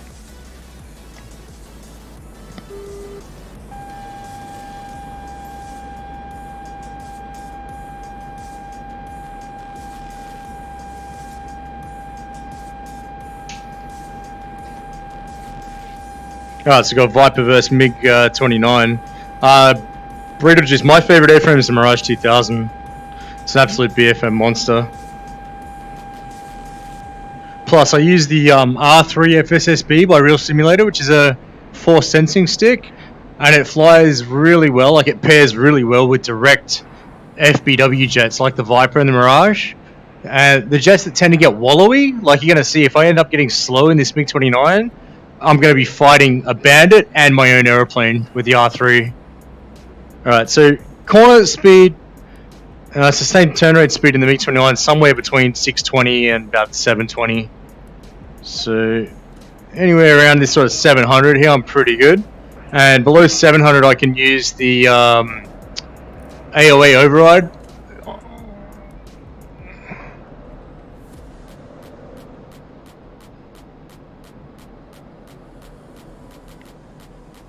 Alright, so it's going to be pitching back up into me, so I'm pretty slow right now, so I need to get this nose back down. And get fast, and just, I'm actually going to keep this offset here, just to create a geometry problem for him, that I can then... 470 is a bit too slow here. Let's see.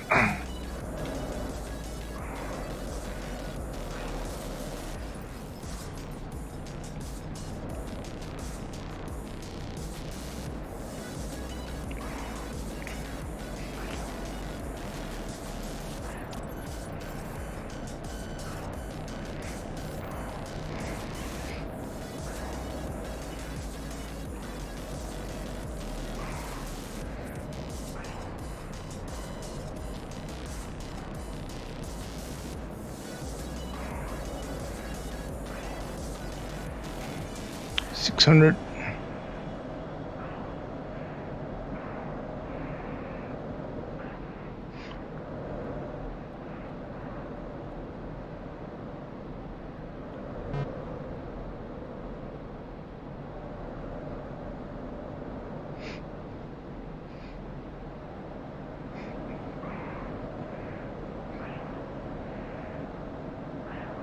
So I'm just collapsing the distance through this circle here. And then into lag. And just generate the angles. Now bunt, get the speed back up because he's trying to rate. You can see he gets that nose down. Or if he's level and he's trying to create that 2-circle fight, I need to get back to 2-circle speed. So it's about being able to recognize the type of fight that he's trying to execute against me and respond to that quickly.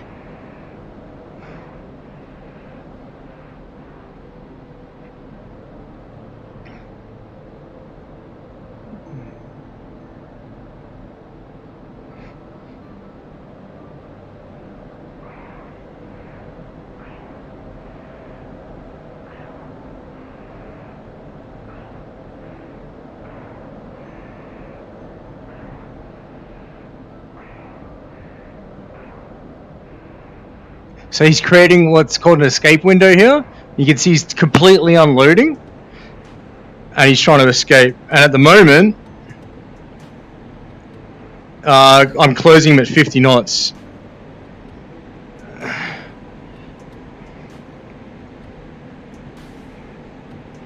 Now he's going to try and create that overshoot, so I need to just be a bit careful. I'm closing him at 340 knots here. 400 knots, just pull off a little bit.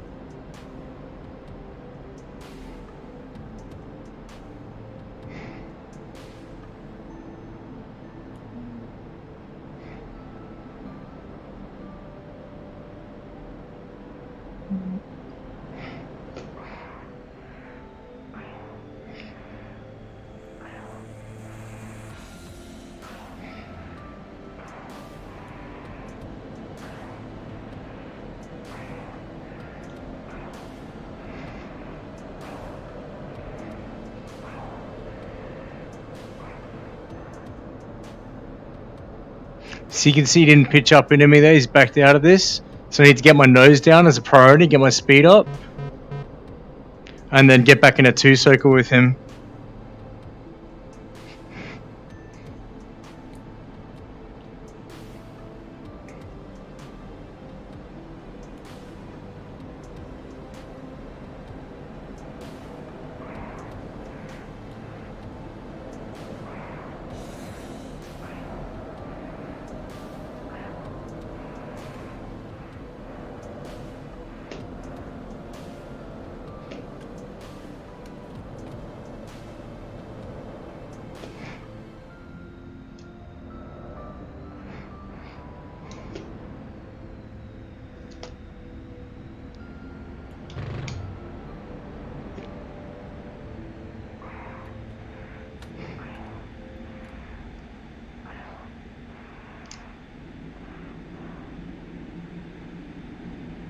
I don't know if he's going to be able to pull out of that.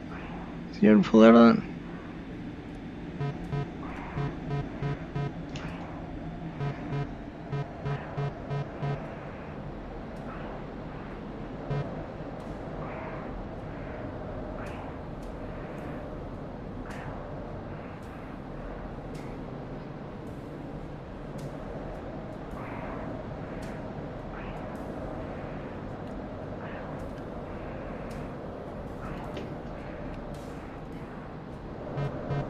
Oh, he's tricky.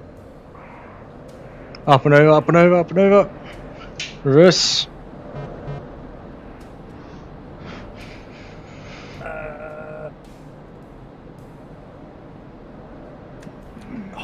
Oh, no, no, no, no, no, no, no, no, no, no, no, no! Oh, I got him! Nice, dude. Oh, I fucking killed myself. Oh my god. Yo, Yeah. that was epic. That was a good fight. Good fight, dude. No, I didn't see closure. Yes, I missed it. I misread something. This is so much fun, dude. Holy shit. MiG-29, dude, such a handful at slow speed. Good fight. I saw it too. I saw you fight, and I was like, "Oh shit, there's my opportunity." And I almost worked that fucking scissors. I almost got that there. Yeah. See, Yeah, I was under the good stuff. misconception that the MiG-29 was very good at low speed. It is, but it's also a handful. And remember, I'm using the real simulator R3 FSSB, which is a force sensing stick. So you know, it's like the stick in the Viper. The actual stick doesn't, like, it barely moves, like a fraction of a millimeter. So when you're fighting a jet that starts to buck you, you're having to, like, say you want to roll left, but then you want to reverse right. It's not as if the stick's displaced to the left, so you ease right to get what you want. You actually have to physically make an input to the right, and it's like 2.5 pounds left, 2.5 pounds right, you know, and if it's in y-axis, I've got it set to 4.5 pounds each way. So they're like, you know, depending on what you're actually trying to achieve, when you're at slow speed, you need large control surface deflections. You're actually inputting a lot of force back, left, right, push, pull to get what you want, and so the finesse kind of goes out the window a little bit with a force sensing stick. So Okay, so break it down for me. What hey, Rambo, thanks, man. Obviously, I'm starting to get the hang of keeping myself alive, but also I was actually managing to get into some almost good positions. Not quite. Well, your thinking's good. You realize, okay, if he's in the wedge, that's bad. Like, I need to get away from this. So you're using the thrust to weight ratio of the Viper to extend, and then you did a really nice neutralization in that last fight. Like, you extended out, and then you were able to neutralize the angles, and we got, you know, back to like a pretty neutral 2 circle. So that was great to see. And then you took it to the deck, and I'd say, like, definitely keep this as like an ace up your sleeve. Like, I'm seeing a bit of a pattern for you taking guys down to the deck and then trying to get them into that overshoot regime or flat scissors regime. And as you can see, certain airplanes like the Tomcat and MiG-29, that strategy will really excel, right? Absolutely. The jets that don't have carefree handling, you can really punish them down low, even a Mirage, because if a Mirage gets slow, like say he like bleeds too much and he gets back to say 150 knots, or an Eagle gets like sub 200 knots, they become like a brick, man, and they can just like get sucked into the earth, you know. So yeah, yeah, it's a really good game plan. That cool. Kappa, I think you're up, dude. You should. Kappa's got to take the MiG-29 on too, or Mirage. Yeah, I'm gonna take a Mirage. Are you ready? Alright, Mirage, Delta Wing, bleed speed. The bleed speed game. There you go. Here we go. Ready? Ready? I'm in. Flight.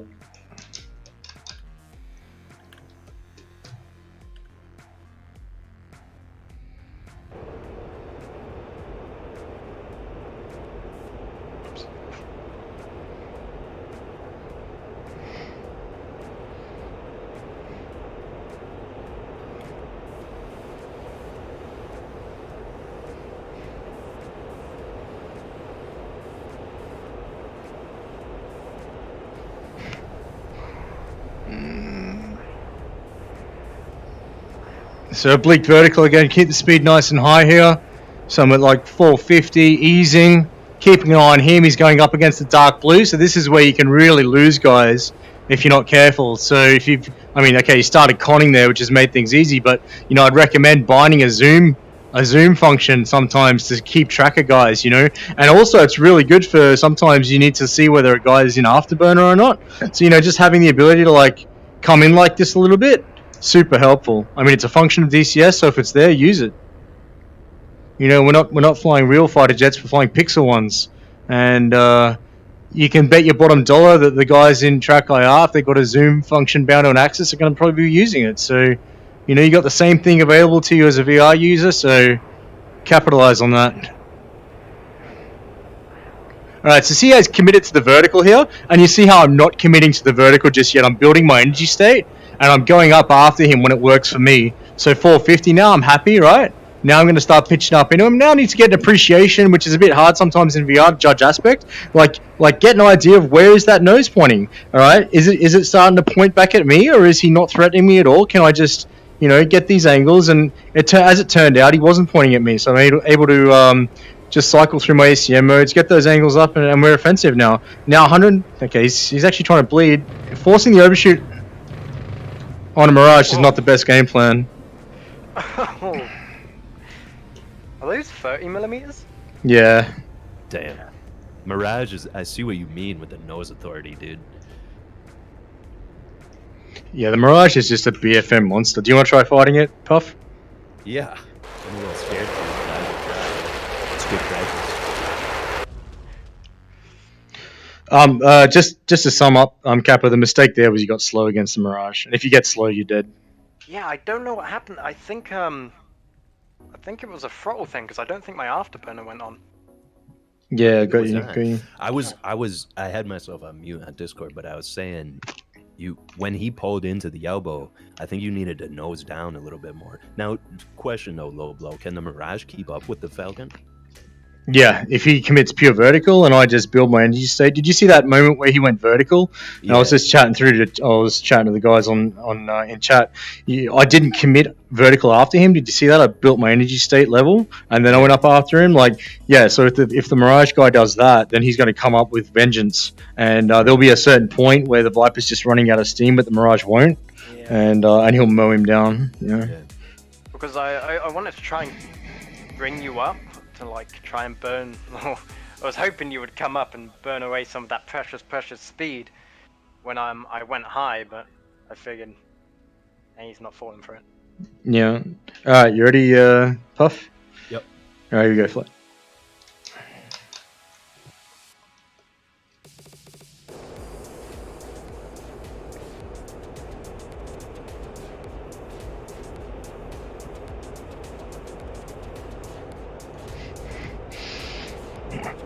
It's good to have a little mantra. I know I haven't been saying my mantra tonight, but master arm on, guns are up, lights are out, and then check your fuel. You know, because you jump into a merge situation, you need to look at your fuel and decide what you're capable of. I'm at 2,100 kilograms here aside, so I'm good.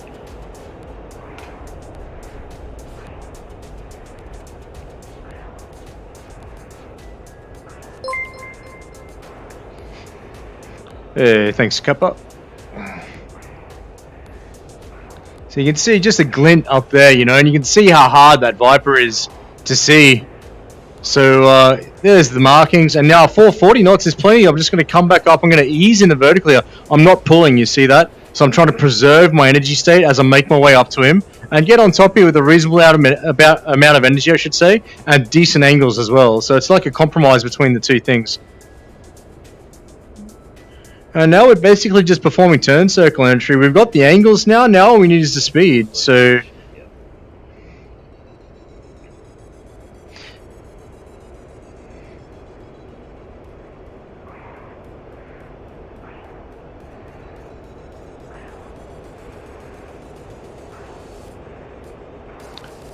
you can see that VC now, 30 knots there.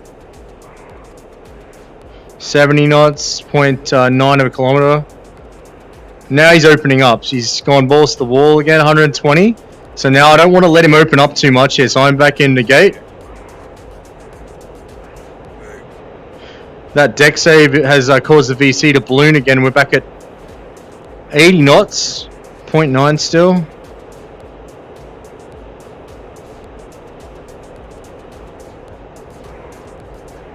High yo-yo here. Try and get him to pitch up into me, and then I'm going to close it. If he pitches up into me, I'm going to close that distance down. Right, but he's not. He hasn't pitched up into me, so he's preserving the distance. And you can see Puff starting to develop that train of thought there. He knows now about the wrist relationship to the elbow.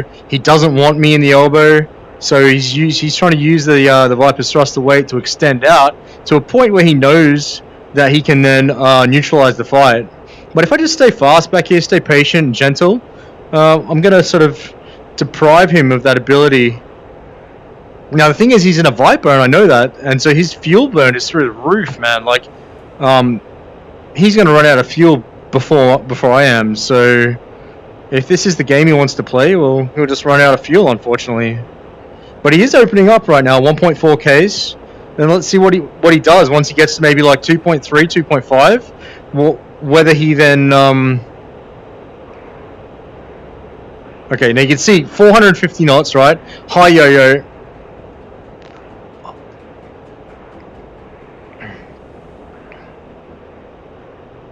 We're down to 900 meters here.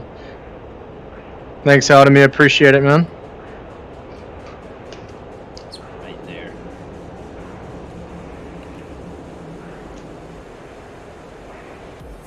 .400 knots. Minus 30. Closing him. Here we go. This is the kill shot here.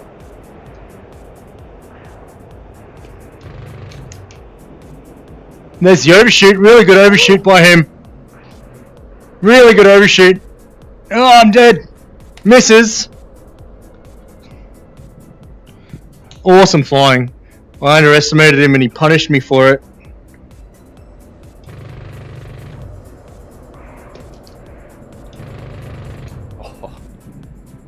Almost. Almost, dude. That was an amazing overshoot you forced there. Well done. Fuck. Wow, that was a play. That was. Well done, dude. I was trying. Mirage is a beast. Dude, no. That was an amazing. To force a, that cannot be understated. What you did and how good that was is awesome, dude. To force an overshoot on Mirage like that was awesome. Well done. I was like so close to having that shot. Dude. When we were both just like right when you overshot, I came back. I was like, Yeah. That snapshot. Inches away. Good stuff, dude. All right. So Kappa's in, yeah? You want to try against the JF, Kappa? Yeah. Thanks, Try Omega. against that JF because I know one day I'll be getting shot by one. Okay, here we go. Oblo, I just gotta say, dude, thank you for doing this. Thank you for taking the time. That's alright, man. No It's worries. amazing. Amazing opportunity. Yeah. No, you guys are welcome. Alright, so when you're ready, Kappa, let's do it. Right, briefing. Briefing, flight. Lying.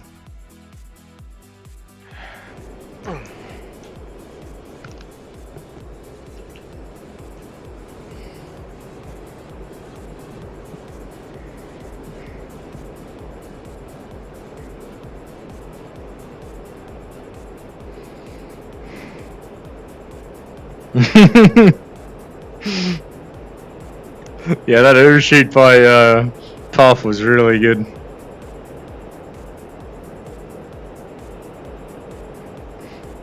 Mm.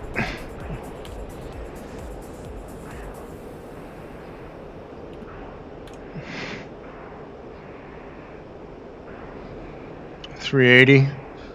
So it's good to have an appreciation of your energy state over the top, just to work out how hard you can pull. Now I want to actually collapse the distance through the circle here, but I don't want to get too fast because the Jeff, its weakness is when it gets too fast, it can't slow down fast enough.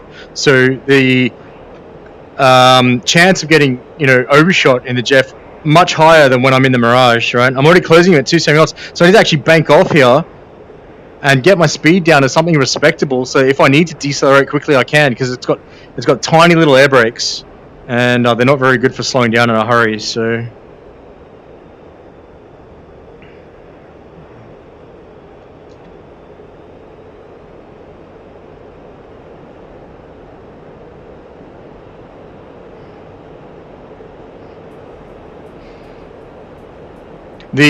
the SD-10 though, Fire Quencher, is a ferocious missile. We've been seeing that in Saytal. Really, really nasty missile.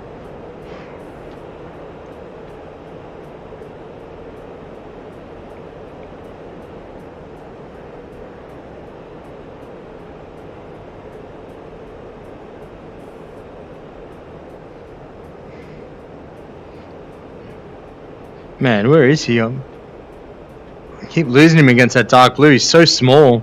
He's at 2.3 miles.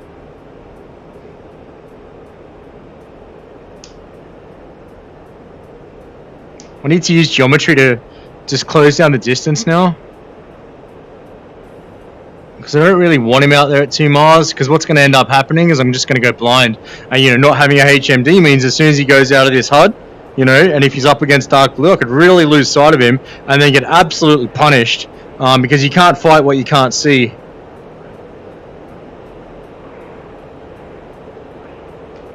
.1 miles, 150 knot overtake here, 1 mile. So just coming into that 6,000 foot window now. Thanks for the follow, Flynn. Appreciate it.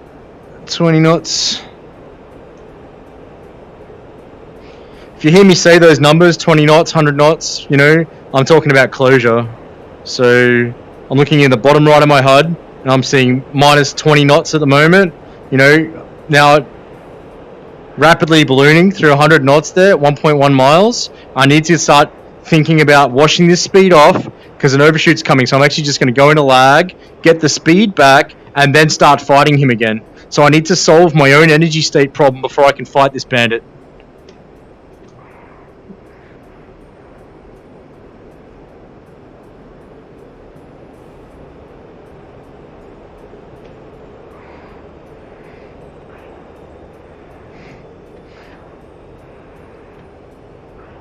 Half a mile now.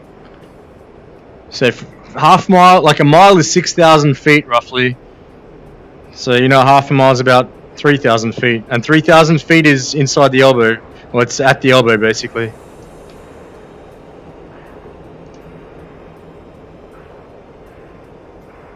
You can see him raiding around me there, 400 knots. Now he's one circling me, so I'm actually going to go behind him here and just preserve this offensive advantage. Now close this distance down. If he gets slow against the Jeff like this, he's going to pay the price here, you see?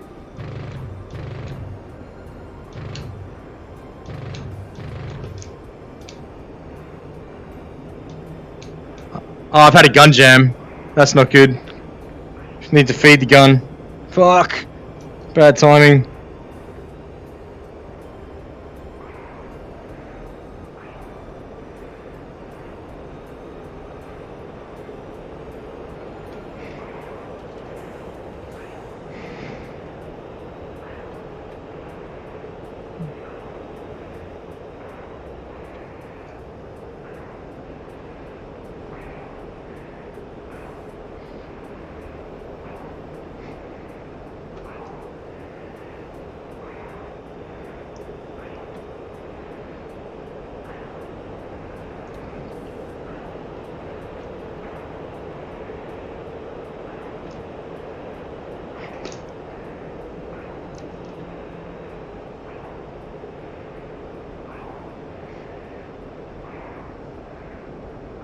I need him to get slow again.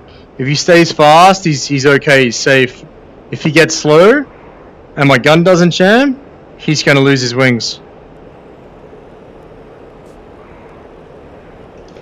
100 knots, man. 100 knot overtake. Need to solve that problem.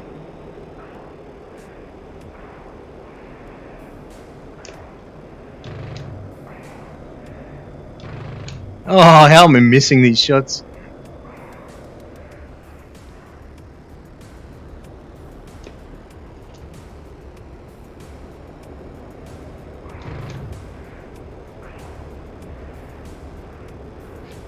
His defensive flying is really good. Like he's staying alive here really well.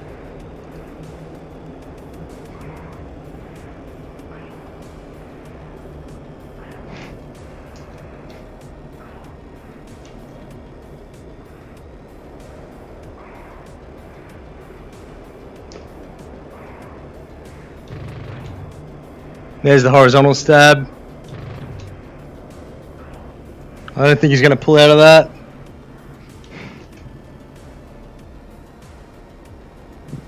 Oh, crazy fun. Dude, that was nuts. Wow. You lost a horizontal stab, but hey, awesome defensive flying, man. Yeah, that was I really gonna good. Say, dude, Cap, really good job, bro.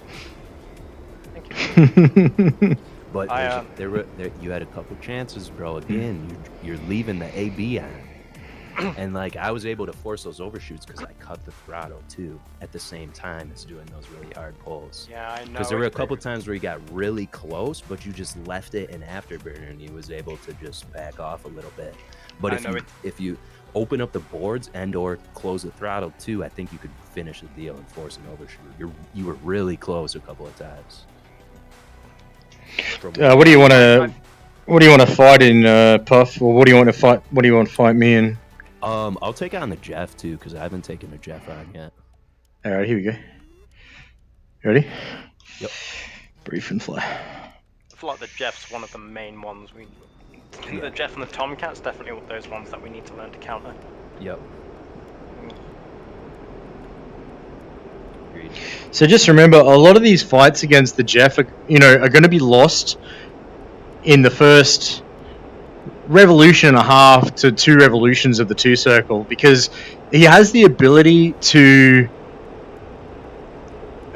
generate angles better than the Viper if he knows what he's doing. Like if he knows where to put his nose, he can really get an advantage early on, and then as you see, you just end up defensive for ages, right? Yeah.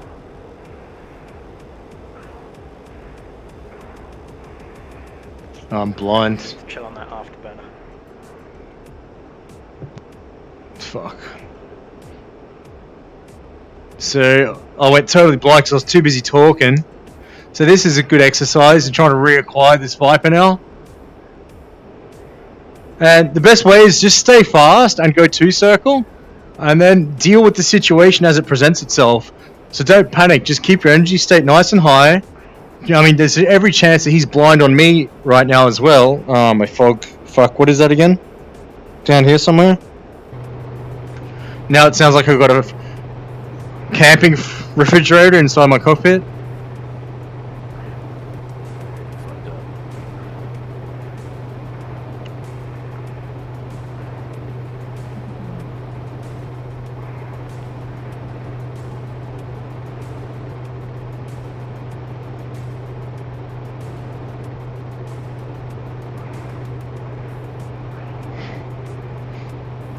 Where is this Viper?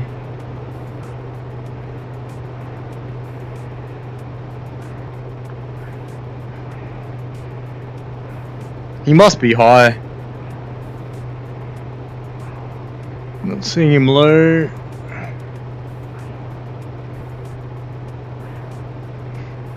Not seeing any markings. But I'm slow now. I need to get back above 400.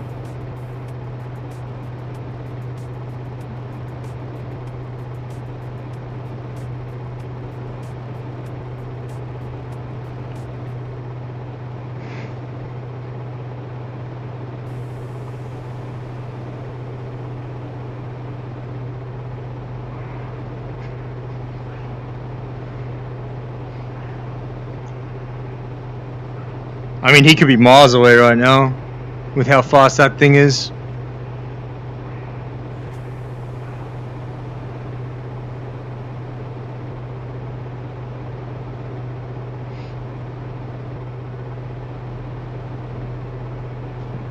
Should we just reset?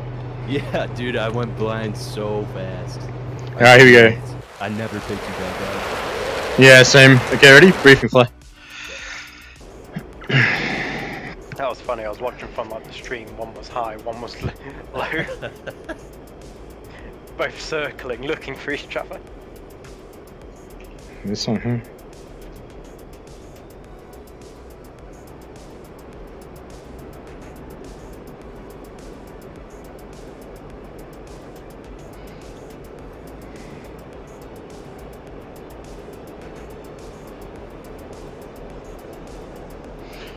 Thanks for coming in on stream like this too, guys. It's been fun.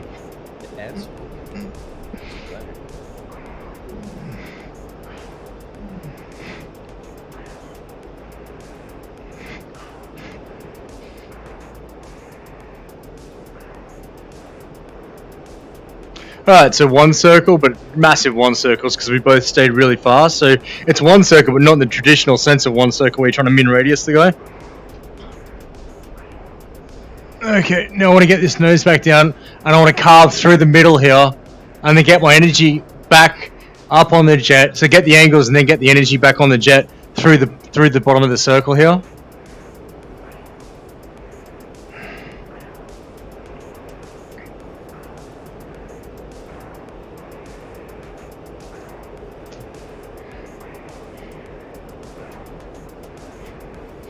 Now, actually, going to try something a bit funky. I'm going to one circle him over the top. Actually, he's backed out. He's one circled me the other way. So I'm just going to take the tail there and run with it. As in, take his tail is what I meant to say. So here we go, into his 6. Now I just need to get the energy back on my jet. Close the distance down with geometry. He's minus 230 knots right now. Oh, has he got... Oh, yep. Dude. I don't know what it is, but I'm going blind like instantly with the Jeff. Yeah, it's small. I cannot keep my eyes on it. Yeah, but also, Puff, you know, you're using your hat to look around, so... It's so hard. Okay, let's try it again, though. Let's try it again. Yeah. See if Okay, I can ready? maintain visual. Yep. Yeah, you are at a massive disadvantage with your tracking method. Alright, here we go, briefing fly. It's all good though. Yeah.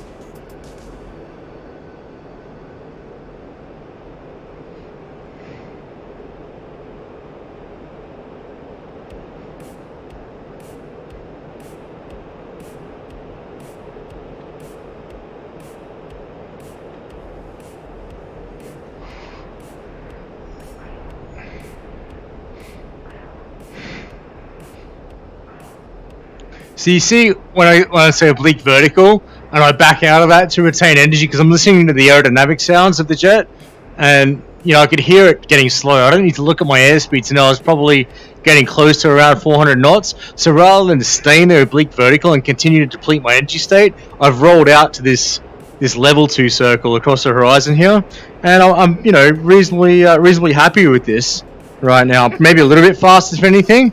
I'm actually going to one circle through the vertical here.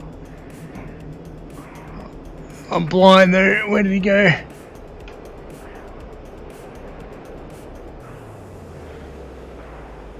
Totally blind there when I split est. Not something I normally do, but he has to be back across here.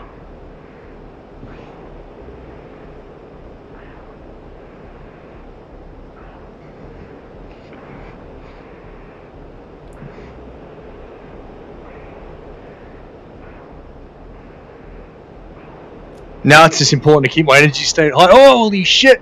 There he is. One circle. He's locked back there. Can I force the overshoot? He's gone for displacement.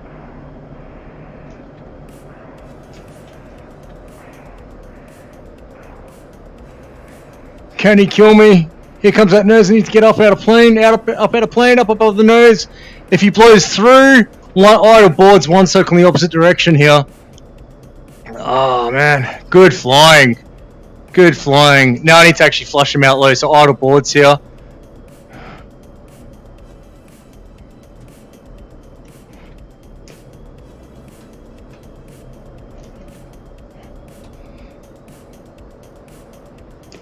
Good defensive ditch by him. Oh!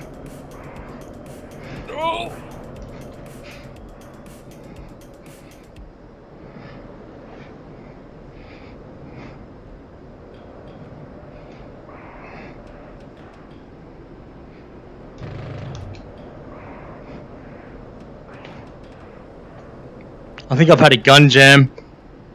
Oh fuck. No! Oh my god, I'm still alive. What the fuck? What? You hit. Somehow I didn't die there. I'm definitely fucked up. Oh. Try and request repairs. Yeah, I lived. I'm kind of glad that you died when you did, because my gun jammed and I was not looking forward to having to reach over to feed with my mouse mid-roller, dude. Oh fuck. I didn't know that could happen with the jab. Nice. Good fight though. Yeah. Oops. I disconnected. Whoops. Yeah. Kappa, do you want to try flying against the Tomcat? Yeah. Oh, so I noticed you did a you used your air brake in a turn. Is that a Jeff thing or? No, you can do that in any airplane. Use your air brake in a turn. What's the benefit of it? Does it like turn sharper or? Well, you're washing off that speed. Well, what you're actually trying to do is when you end up nose low like that in that spiral, the jet that's traveling on that downward trajectory the slowest wins, right? Because he ends up flushing the other airplane out front. So it's not so much about turning tight inside him, it's more about decelerating my airplane in the z-axis, if you will, the vertical, the spike that's sticking into Earth, right? We're kind of like spiraling around that downwards, but if I can slow my z-axis trajectory, he's going to end up, and that's exactly what happened. You saw him end up just flush out beneath me, and then I have his tail, right? So the boards are more about just slowing my trajectory down the spike, as opposed to actually turning tighter towards him. Right, I see. Okay, that's. I always thought I should stay away from the air brake in a Looks like we got Kingsley and Center Mass going at it right now. Yeah. Cool. All right. So let's grab range A here again. I'll take a Tomcat, Kappa. Do you have the Tomcat, Cap? Do I have the Tomcat? No. Does Captain Puffington have it? I did. I picked it up. I don't know how to fly it yet, though. Okay. Yeah, I mean, you could jump in my back seat if you want. Oh shit! What? I don't know what. Do I have to do anything? No. You just flesh ballast. You enjoy the view. Yeah, that'd be sweet. All right, so I'm gonna click briefing fly, and then click the Rio slot and click fly, and I'll get a request and I'll accept that. There we go. Oh shit! Oh, I canceled it. It's all right. There we go. There you go.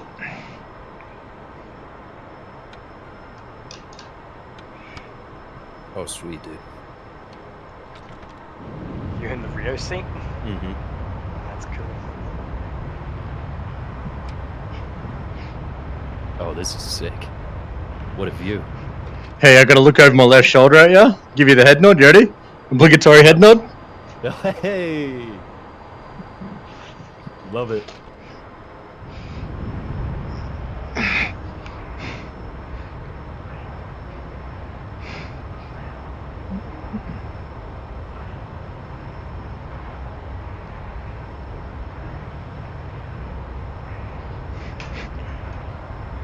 If you want, Puff, what you can do is every now and again you can tell me my airspeed.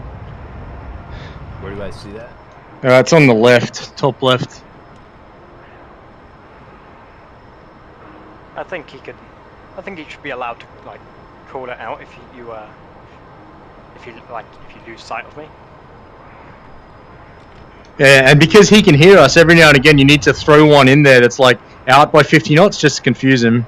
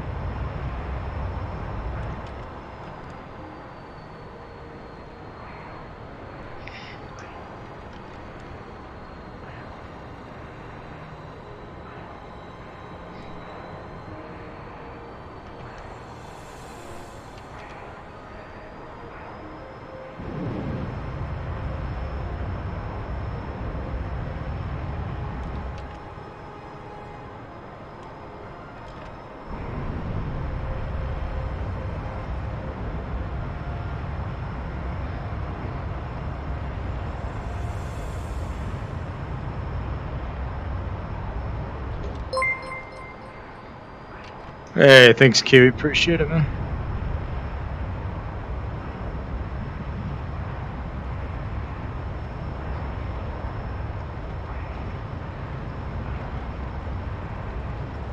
Got Captain Puffington in my back seat, enjoying the view. BFMing against Kappa here. He's in a Viper.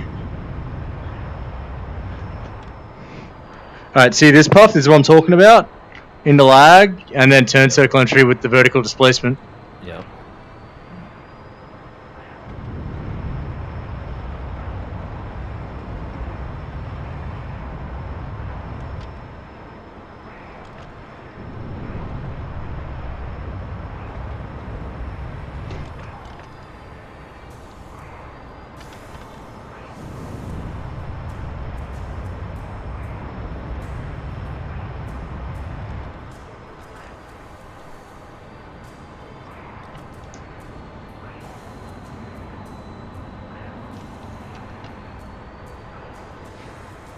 So now I've got more of an aviation problem than a bandit problem, so I just need to fly my airplane again.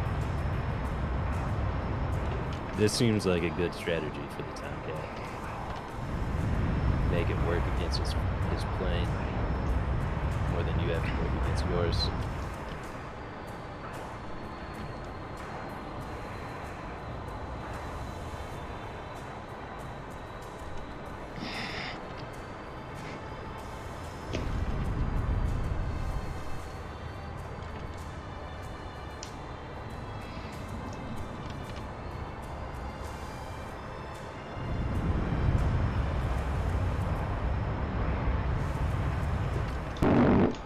Oh! Right in the pilots.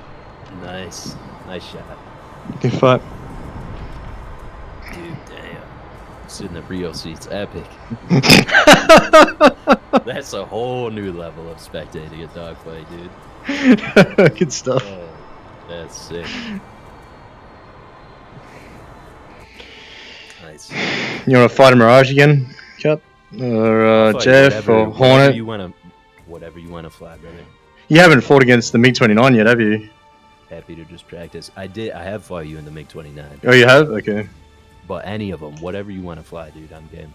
I'll try MiG-29 again, yeah. It's all good practice for me. Yeah, because I only just started flying the MiG like last week, so... Oh, okay. Yeah, okay, ready? Yep. Alright, here we go, briefing flight.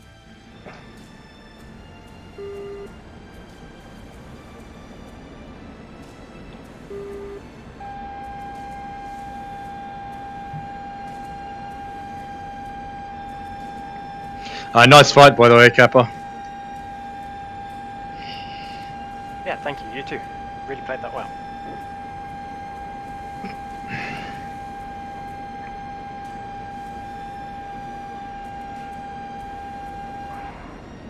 Okay, Viper versus MiG-29. 800.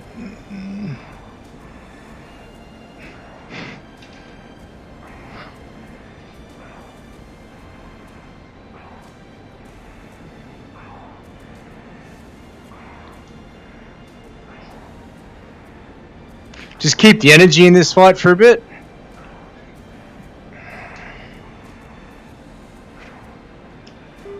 Oh, he's on me, he's on me, he's on me.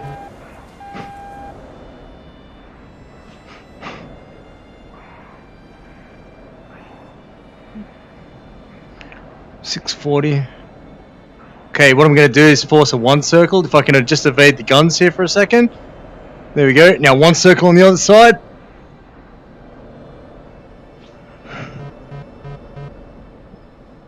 Oh, come on.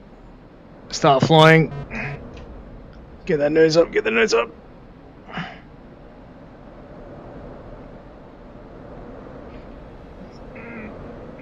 Okay.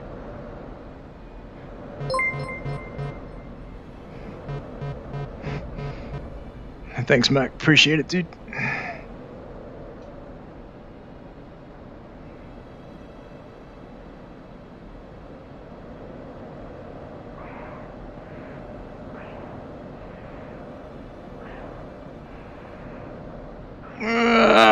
Yes.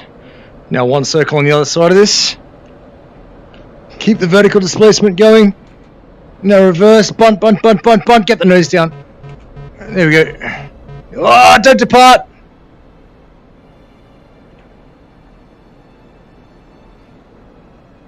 Pig of a thing.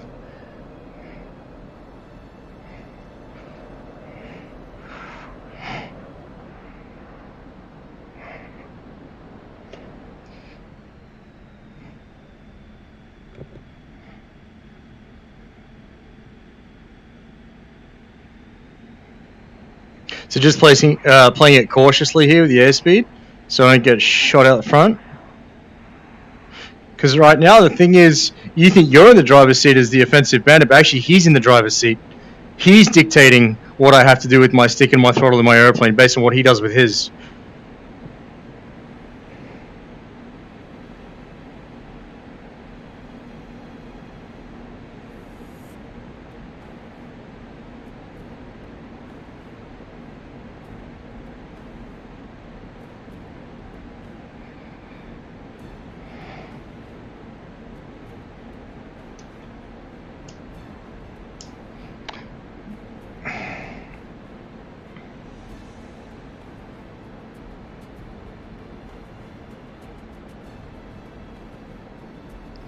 $650.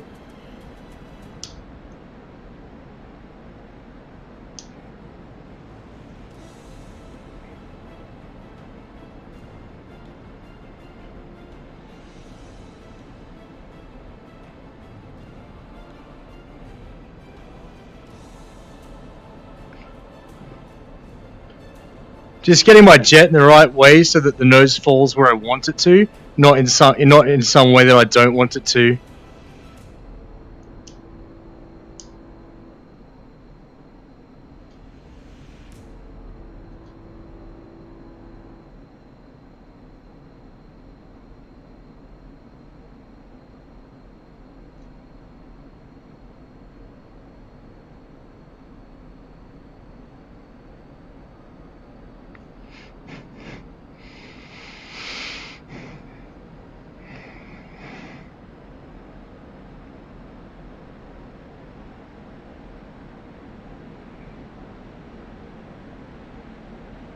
So he's well and truly out past the elbow now.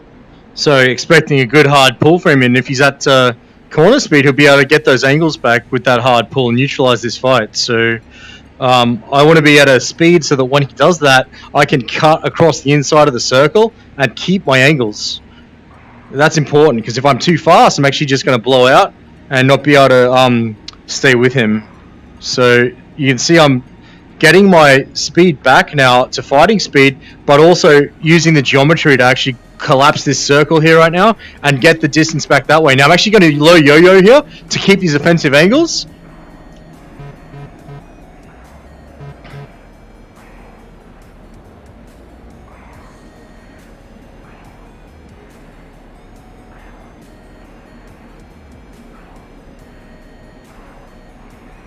And you see, if I'd been at 1100, 1200 kph, there's absolutely no way I would have been able to low yo-yo when I did and keep the offense and sort of dissuade him from continuing that 2 circle the way he was, right?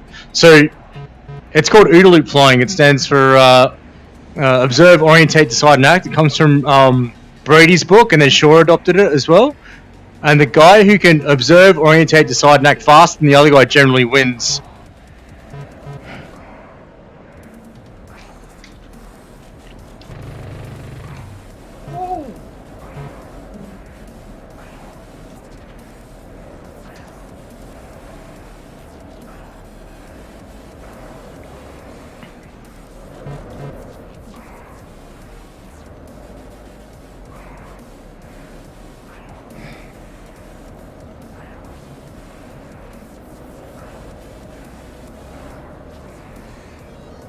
So this roll is all about lift vector placement. And generally I want to keep my lift vector behind the bandit so that I remain offensive and flush him out front. If I start putting my lift vector too much on him, or too forward, now he's going to probably just take that escape window there and get back to 2 circles. So I just need to dump this nose now and get back to 2 circle speed and re-around on him. That's really important. So you can see how all of a sudden my priorities and where I was putting my attention totally changed based on him taking that escape window and exiting back into 2 circle flow here. So we were in a roller, and I was talking about lift vector placement and all that sort of good stuff, and then he decided to take that escape window, and my priorities totally changed. It's no more about the roller, it's about unloading, getting the knots back on the jet, and getting back into a rate fight. So you could...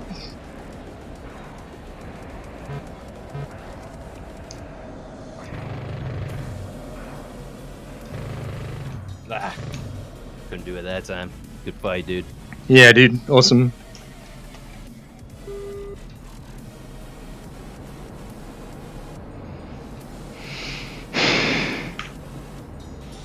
Alright, Kappa. Do you want to fight the MiG? That was a beautiful sight. Oh, there are 2 other people? Oh. Yeah, there's a couple other people on the other range. Thanks, AS. Appreciate the comments, man.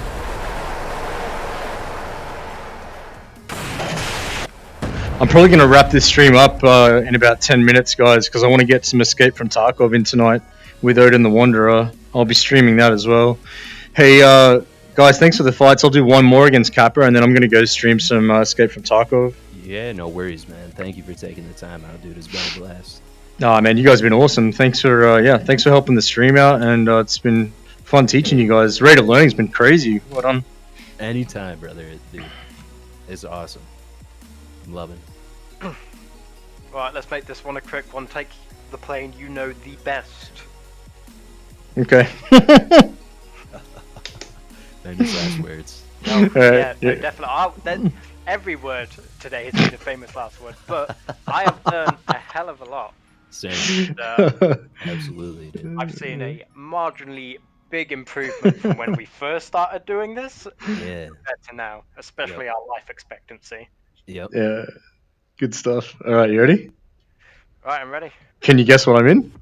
No, I'll find out, won't I? All right, here we go.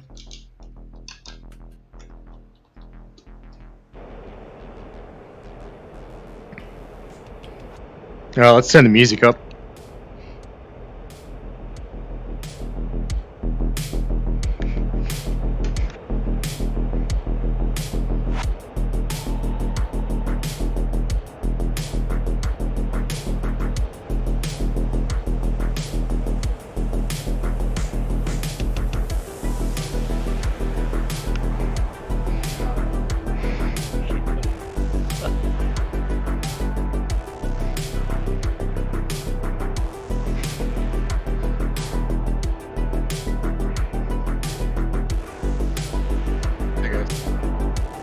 Hey, how's Yes.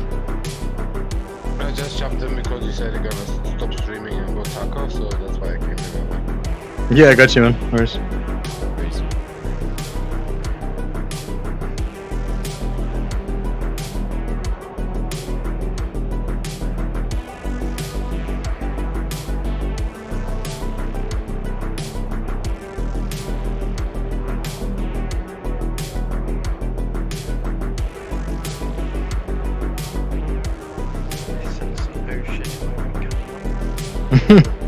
Thanks, Kiwi.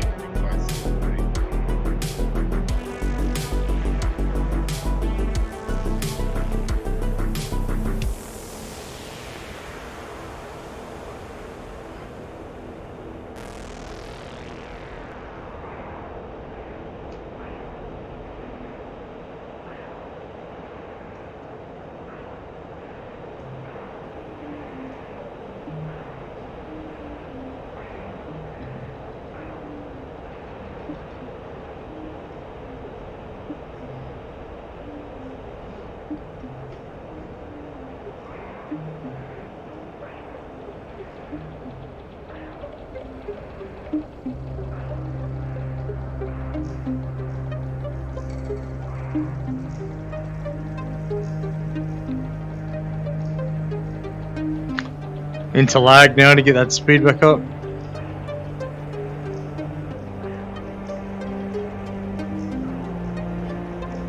Turn circle entry, so I'm delaying this. Now good pull in. Idle.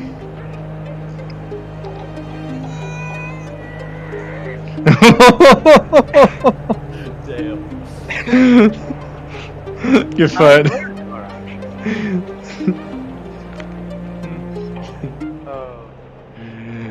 Awesome, guys. That was a lot of fun. That was brilliant. Thank you That's a so blast, much. man. Yeah, thank you, dude. Alright, I'll catch you guys next time. Good Yeah, seeing you, cheers. AS too, by the way. Alright, Cheers, bro. see you guys. Take it easy. Alright, chat. I'm gonna put a Be Right Back screen up, and then I'm gonna stream some Tarkov Well, for anyone who wants to hang around. So Let's go bust out some moves in blue flag. Yeah, bro. Oh. All right, guys, take it easy. Later, guys.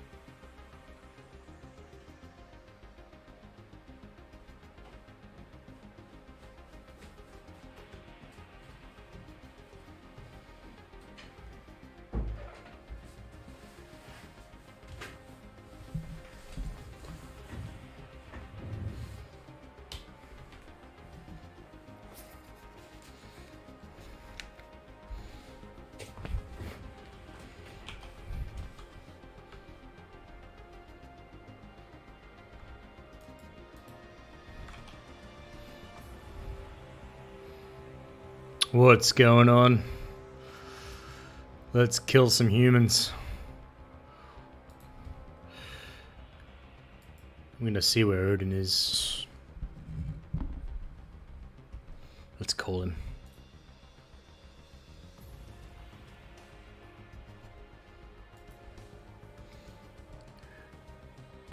Hope you guys enjoyed the BFM tonight. That was fun. Captain Puffington. Go and check him out on Twitch if you haven't heard of him. Dude has the silkiest voice of any DCS streamer except for maybe 104th Bullet. Could go and listen to him all day long. He's got a really nice mic.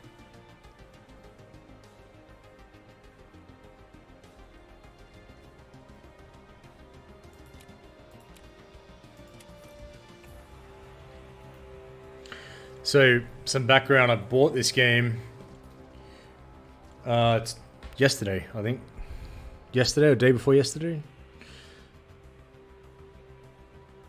Never played a day of Tarkov in my life. And went and spent £140 on EOD. 140 euros, I should say. Hang on, let me get chat up here so I can see you guys.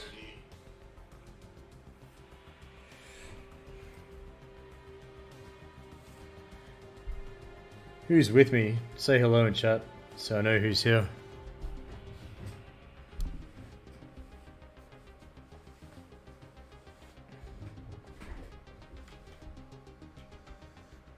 Alright, nothing from Odin. He must be busy. Let's go do a scav run, warm up.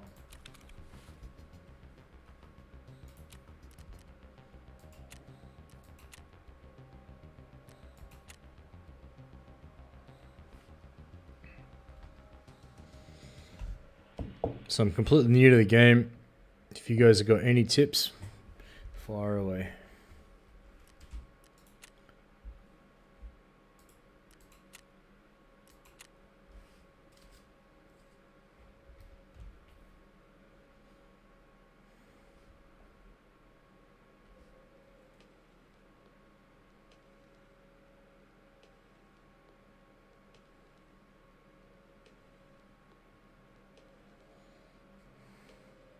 Got the map of customs up next to me here.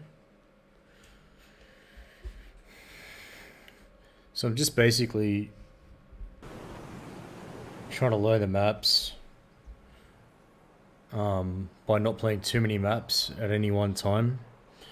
Motor spin, you'll probably find the most loot in interchange, reserve, but scabbing on customs to learn the map for your PMC is also good. Yeah, that's the latter thing there, that's what I'm doing. Scabbing on customs and just learning the map, exactly right. See, I got it up next to me on the Surface Pro, and you know, I think I'm beginning to get a feel for it, you know, but the sweeper came on today and totally messed up my mind because he told me that Old Road Gate is actually in the south, which by looking at the map you would never think, right? Because it's at the top, so you go naturally, oh, that's north. But yeah, nope. So that's quite the mindfuck right there.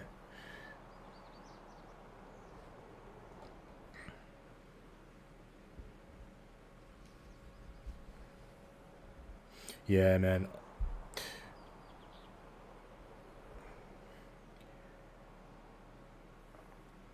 But I'm loving this game.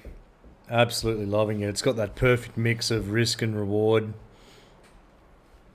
Like, you know when you play Monopoly and you get emotionally invested because you're acquiring stuff? I find it's the same with this. Except I'm trying not to get like too emotionally invested so I don't get upset when I lose all my shit, which is going to happen for sure. But funniest thing happened earlier today. I got my first kill on a PMC. I'm a level 3 scav, right? And hang on.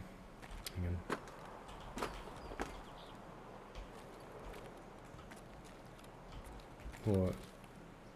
That's a silenced weapon, I just heard.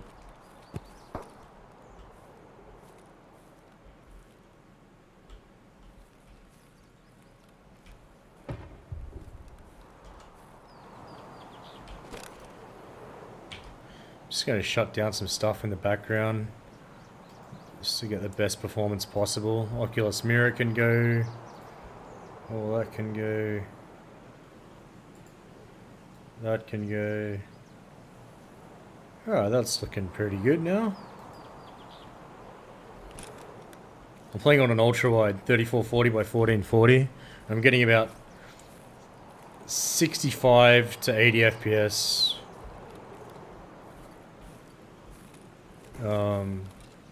With most stuff on high, I think. Alright, let's check our exit points. And how much? So 27 minutes. So Scab's checkpoint and passage between rocks. Alright, so Scab checkpoint all the way over on the west side. And passage between rocks up there. Okay, all the way in the southwest. So forest side.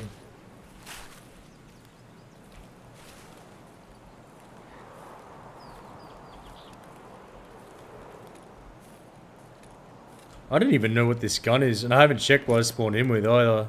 Let's see. Bandage. PPSH. Submachine gun. Okay.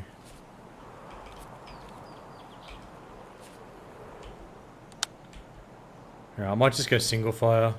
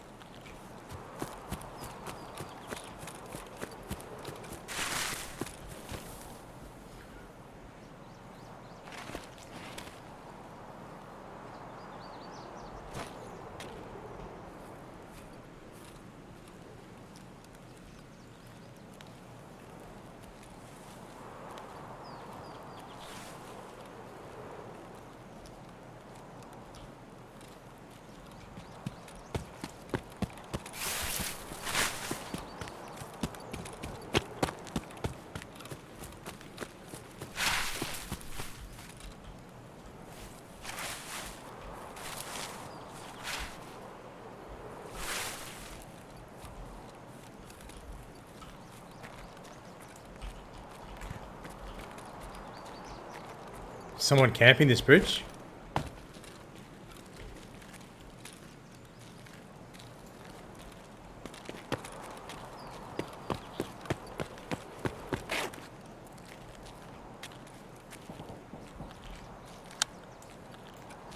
Yeah, World War II gun. Alright.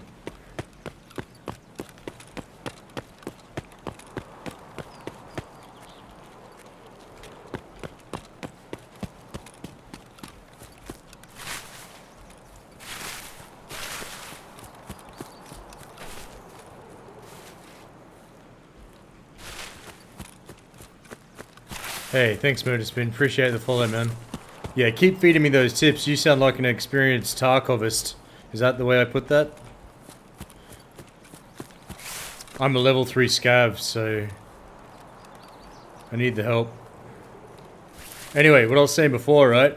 There's a clipped Twitch moment from today where I killed my first human, and it was just up here to the left of factory shacks there where those propane tanks are, and it was like really early morning, like I don't know, 4:30 or something, and a guy like a level 31 to 50 PMC pops around.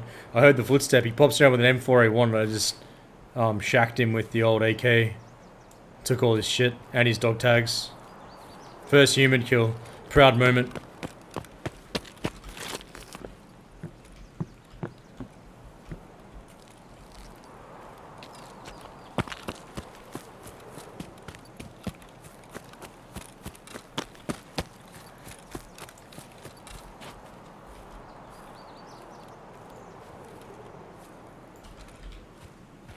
Do you think they'll ever fix these stutters that you get? I mean, I know Odin was saying it's the engine.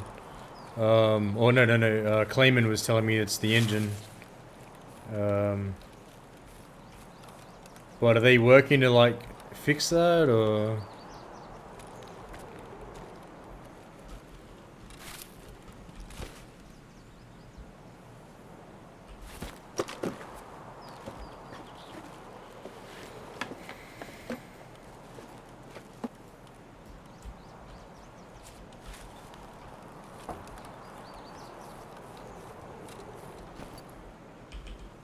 I got 23 minutes. My extract's like not too far, like basically just follow this fence line all the way over. I'm wondering if I should just loot that building there.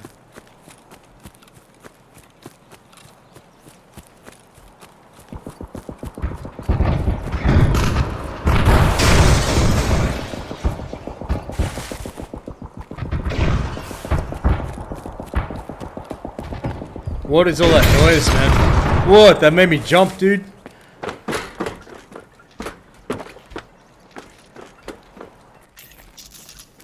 What is that? Is that like, just kind of some scripted event? Scared the shit out of me.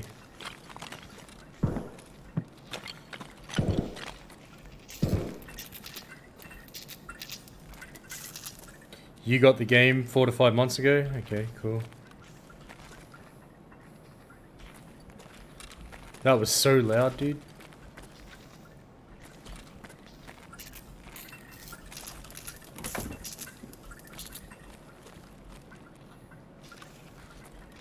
Now, like, all these lights are rattling. Someone's on the grenade launcher, okay.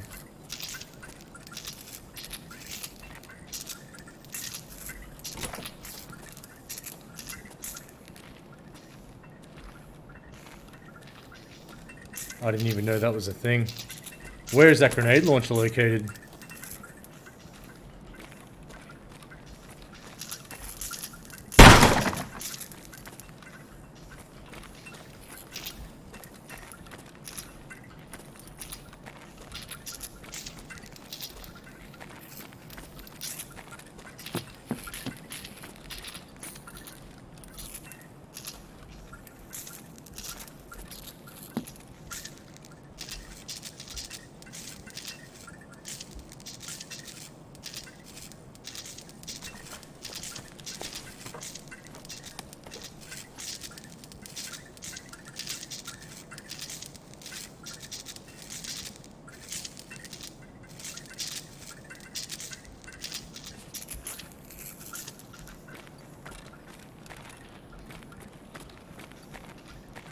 How's the stream quality as far as Tarkov streams go?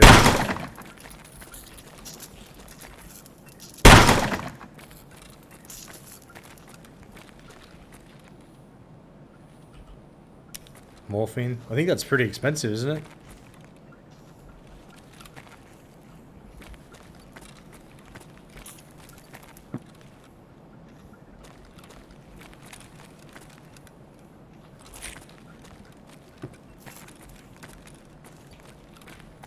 Yeah, so anyway, just loving the game right now. The tension, the persistence with the loot. The learning curve is awesome. I mean, like, if I jump off this, I have no idea what's going to happen. Am I going to just totally fuck myself, or what?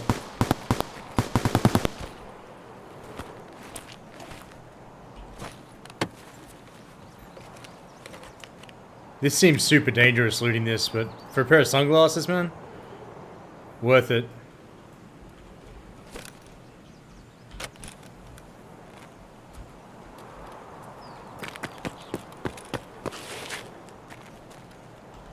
Like, that's gonna hurt. I can tell. I don't really want to do that.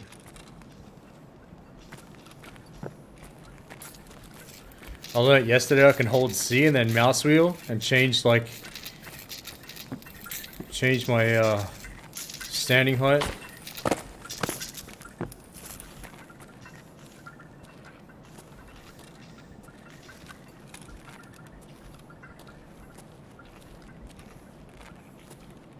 But I'll break my legs if I jump off. Okay.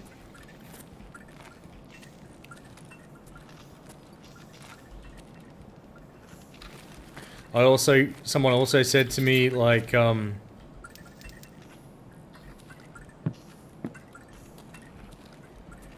think it was Sweeper, he said to me, instead of, like, spinning on the spot rapidly and making the turning noise, like the sound of when you spin, you can slowly walk forward and spin and you won't make the noise. Which is good to know. Like that turning on your heel kind of sound.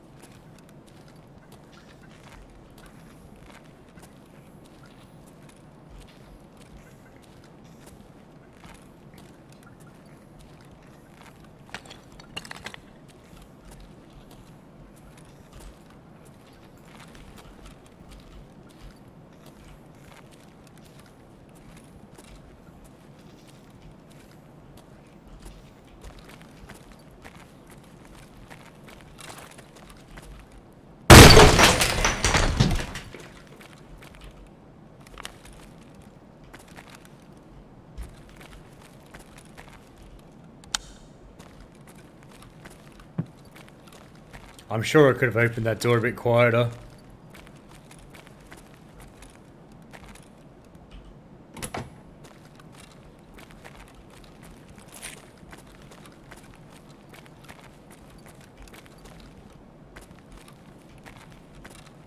What's this say? Escape from Tarkov magazine.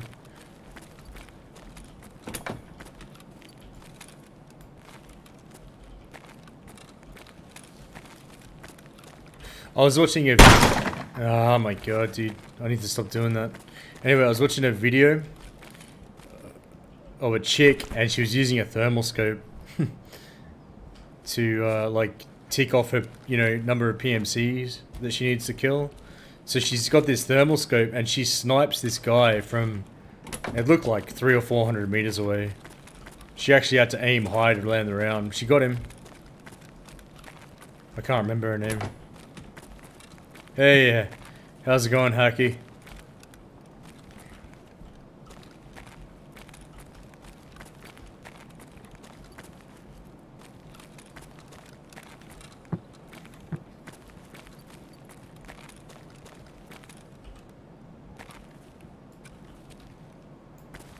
I might just extract, you know. Why not?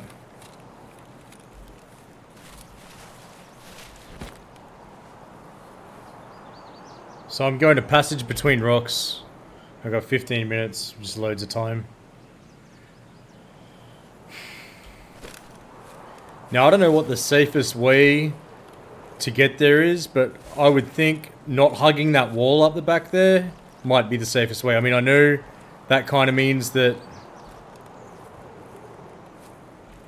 I don't have enemies on one side of me. But on the other hand, if I was looking for a guy, that's where I'd be looking, over up against that wall. So I think I'm more exposed here from the left and the right, but I also think that I'm less predictable, so I'm going to go with less predictability and we'll see how that works out.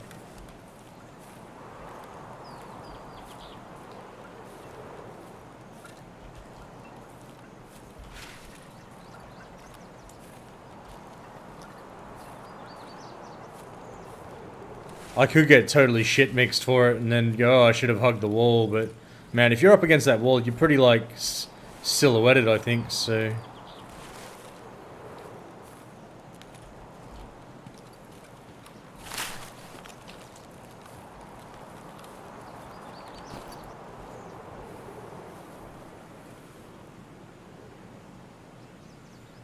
Yeah.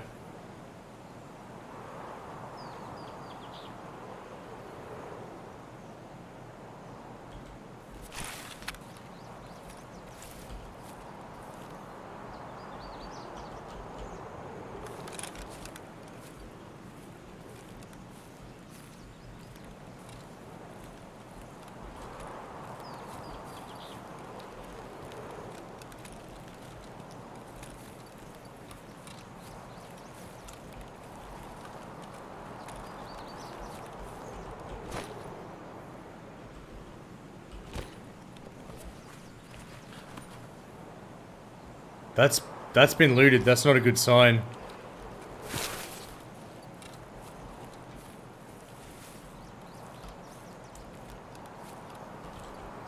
Because I think it was Odin was saying to me, like, loot in this game is based on distance. Is it distance and time to a player? No, your English is fine, Hacky. I don't know what you're talking about, dude.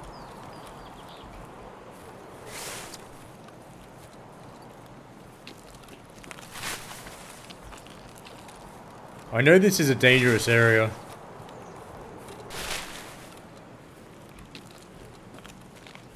I kind of don't want to, like, silhouette myself up on that until I know what I'm dealing with.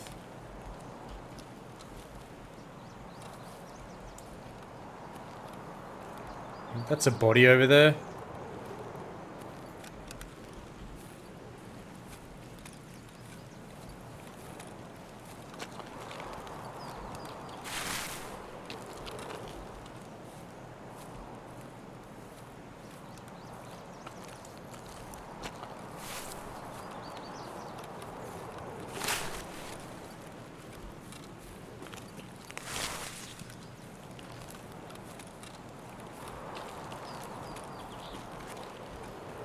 I mean, there's 11 minutes left, so you'd have to think that there'd be very few human players left in here, right? Possibly, like, only human scavs, or, like, PMCs who are actually pretty sadistic.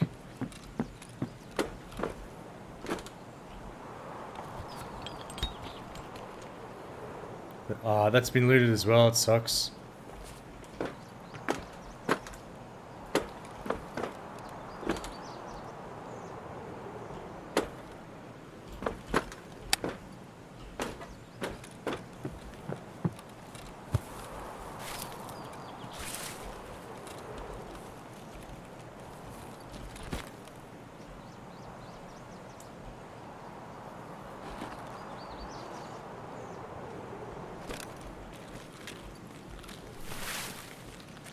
I have a bad feeling about looting over here, but I'm gonna do it anyway.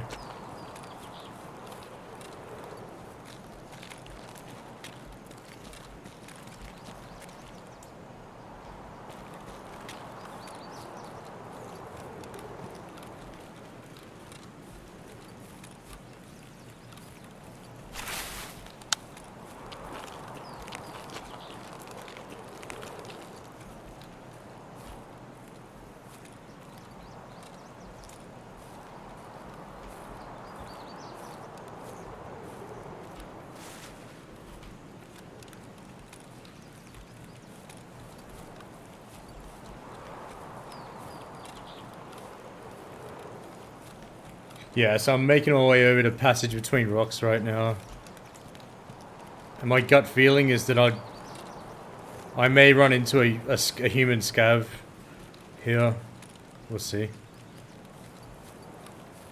So Passage Between Rocks is... Well, it should be right around here, right? Because the railroad was just there.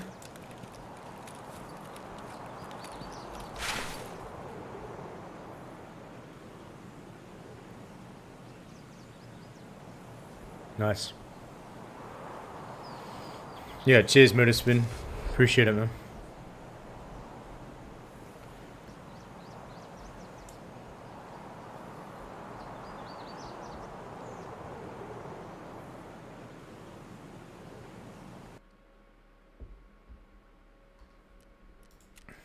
So came out with that little World War II SMG. It's funny.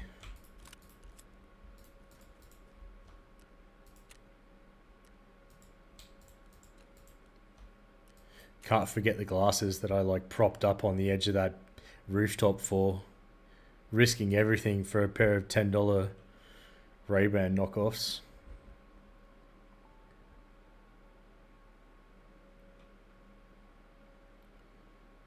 Not sure if your map has the secret cache locations, but there's a bunch of them that can have good loot, and sometimes players just go right by them. Oh, okay. Let me have a look at this map. I'm looking at the wiki.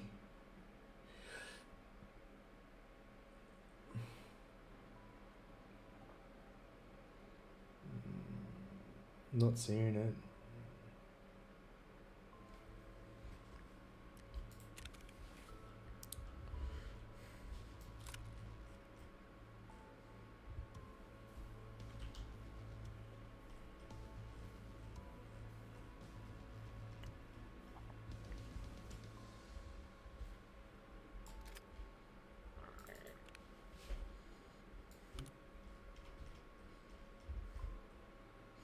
I'm running out of space, dude.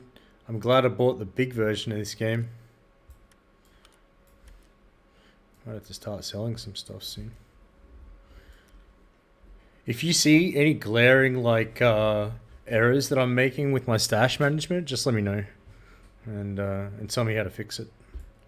'Cause as I say, there's probably some quite embarrassing things going on, but I'll talk you guys through it anyway. So I've got down the bottom, that's my bagception. You know how the bags is within the bags, and then water, food, bandages, armor, weapon parts. And then these vests have stuff in them, so it's all assault rifle ammo Russian. That one's empty. That's all assault rifle magazines for Russian. That's Western. Oh, sorry, that's just SMG mags. Some more Russian stuff there. Ammo. That's like assorted ammo that I couldn't really put anywhere else. Pistols. And then meds down in these ones. Oh yeah, the ground cache, the barrel cache. Yeah, I've seen those around. I've raided those a couple of times. Then I've got all my guns sorted by like type, so assault rifles, SMGs, rifles, grenades, shotties. I'm trying to get the two MP133s to hand at the moment, but I haven't found any yet. And that's all just random shit. And then that's more random shit. RAM, flash drive, off a raid, PSU, paracord. Yeah, knives, faceware, headsets, glasses. I think that's what I was just wearing on that scav, and then money.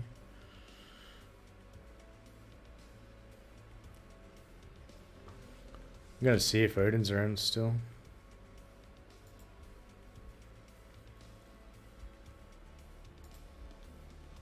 He's... Alright, he said he might be on in a few. He's got a bit of a headache. Alright.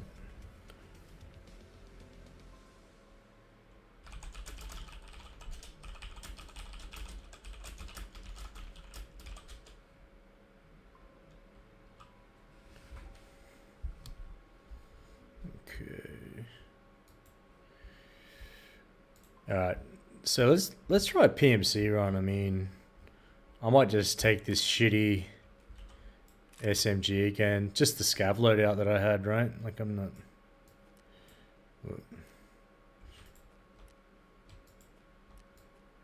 Alt. They're all pretty much loaded up. Get rid of that. Get rid of that.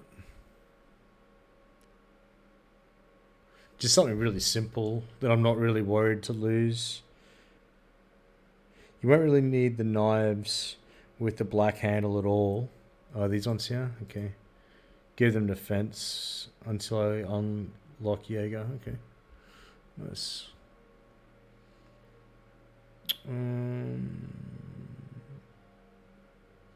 Just gonna go with a beanie. Beanie and a mask, I think.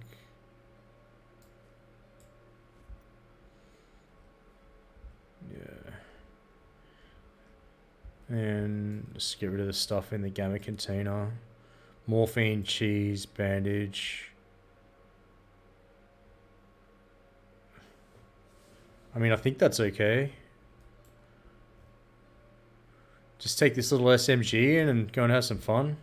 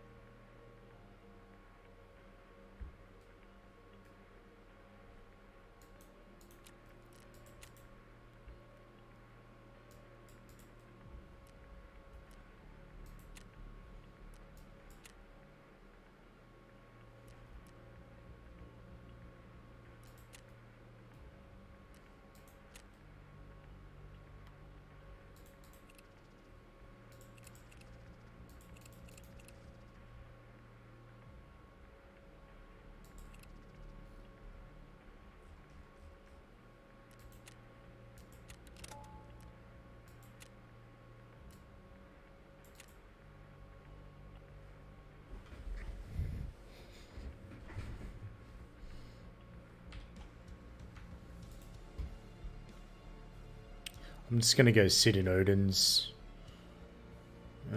streaming channel here. Maybe someone will come and join me.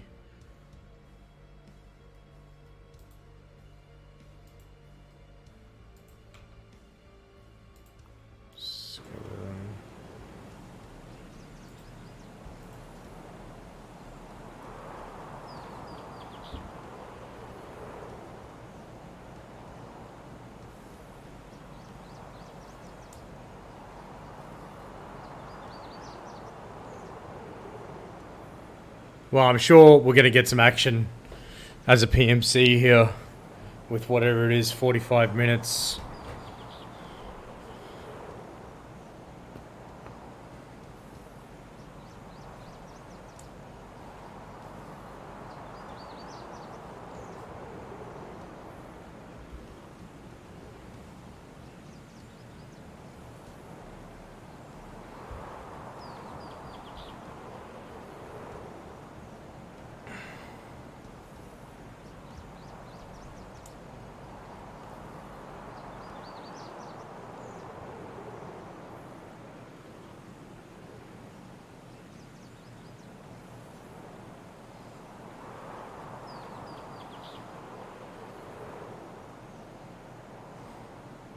The load times are fairly long on this game, I've noticed.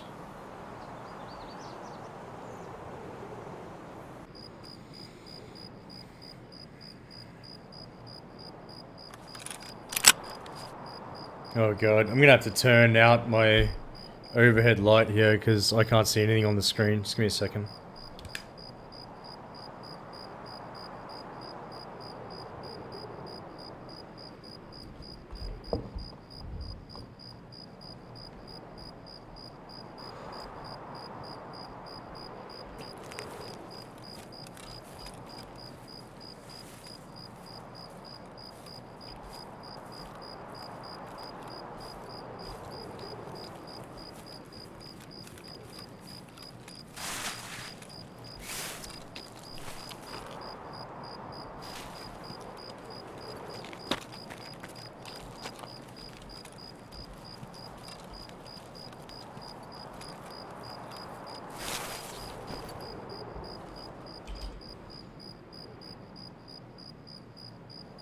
ZB13 dorms, okay.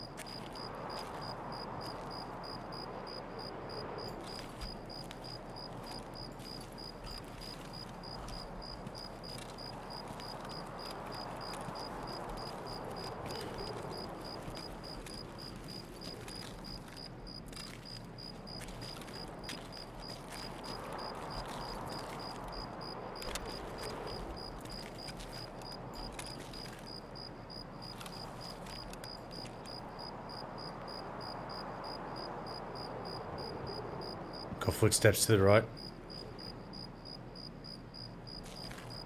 I think that'd be a scab running around like that. Man, and the thing is, the scab's gonna try and shoot me on sight, so I have to fight him.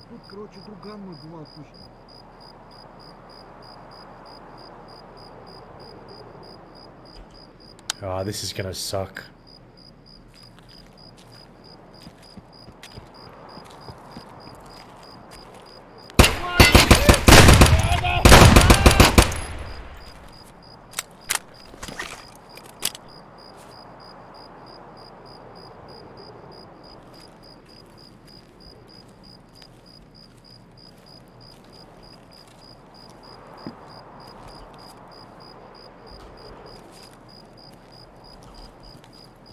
I might just wait. I've got a long time, so...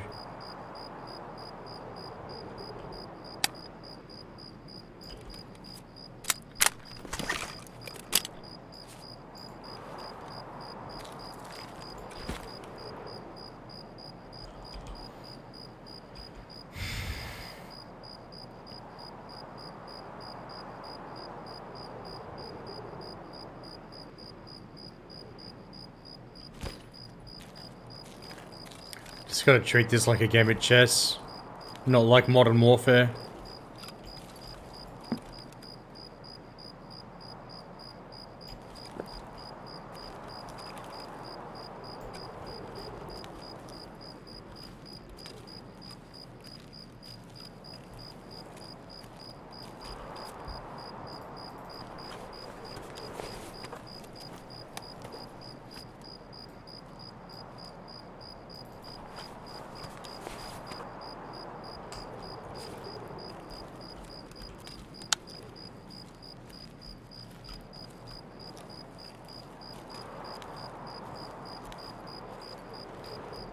Okay.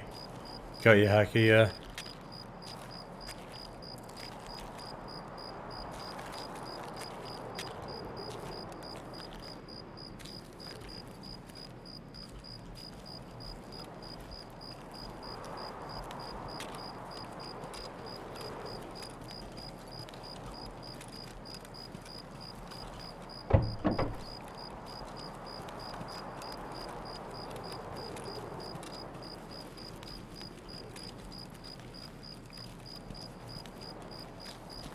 Can you imagine if people could, like, set booby traps in this?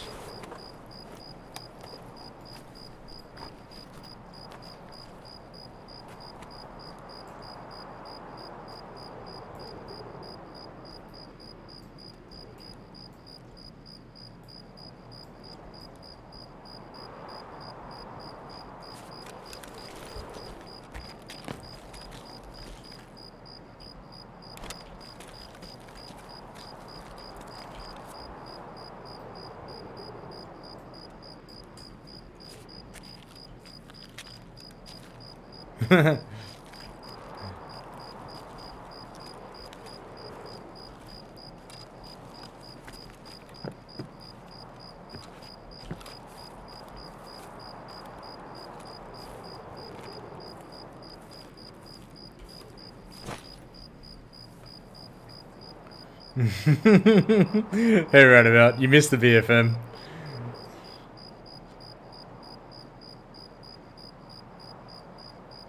This is BFM of a different kind.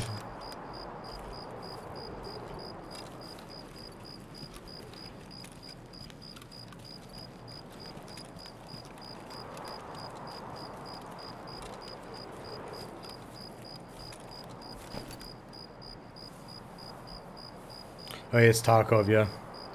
I bought Edge of Darkness for 140 euros yesterday. Or the day before. Never played a minute of Tarkov in my life and just went balls deep. Oh, I'm loving it, dude. What a game. I'm a PMC right now with a World War II SMG and basically nothing else, so...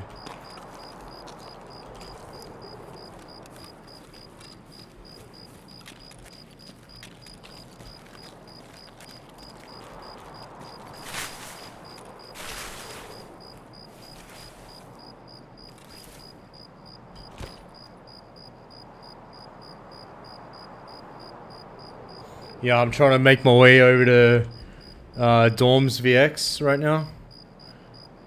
But I don't know why are there question marks for a clock there? Does that mean I can only take that exit at a certain time?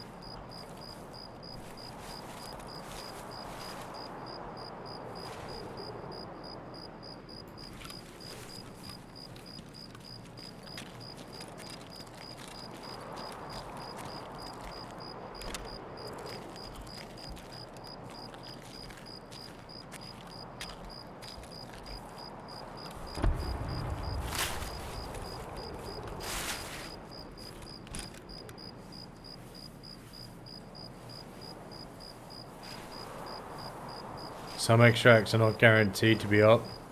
Okay.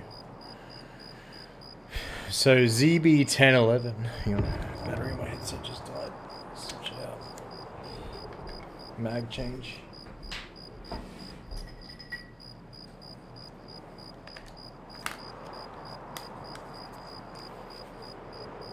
Oh, ZB1011 is all the way over there in factory far corner, which is like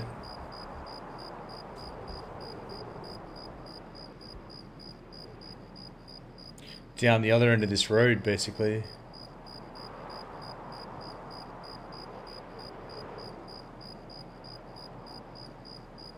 Okay.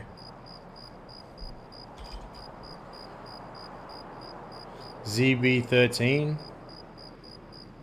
Not seeing that one. Where is that?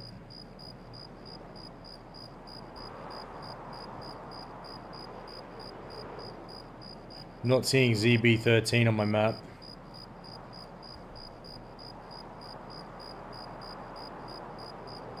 I see ZB 11 and 12.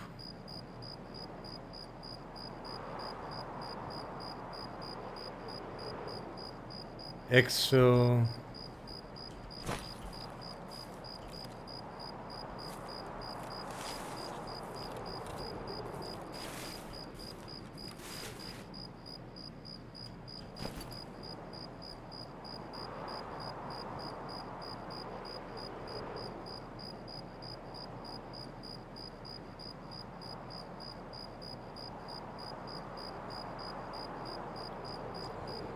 So there's no point in pushing to Dorms VX at the moment because it's not up.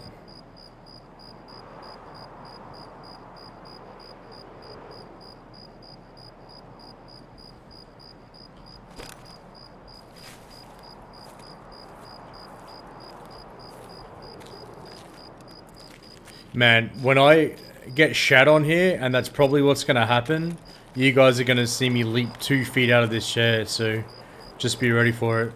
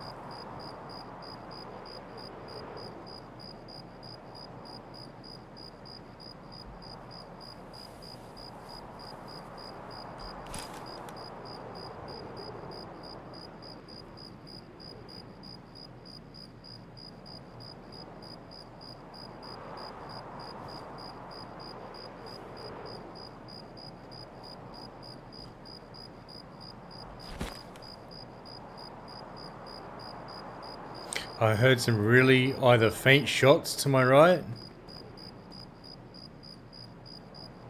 Like that sounds like a silenced weapon. And very far away.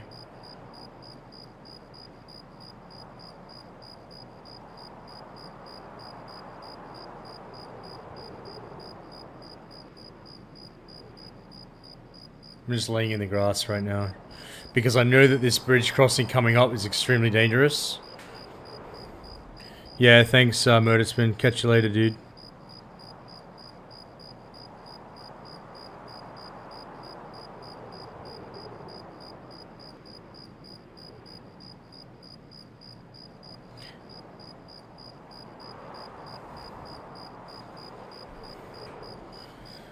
So this is what, like, where I have no idea in this game about what the experienced players would do tactics-wise. Like, so there's 30 minutes remaining. ZB13, I don't even know where that is. It's not even on this old Tarkov map that I've got off the wiki. So I'm not obviously not going to just run around like a headless chicken. I could try to make my way all the way to ZB 1011, but that's this bridge crossing. I'm at Railroad to Port crossing right now, I think. And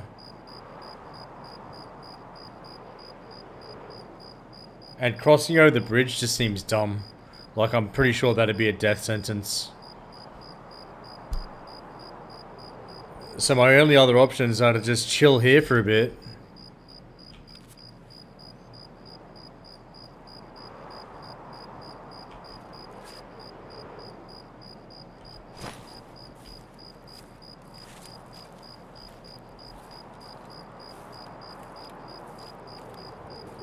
Or alternatively, I could ambush someone when they come through here, potentially, as well. And just become them.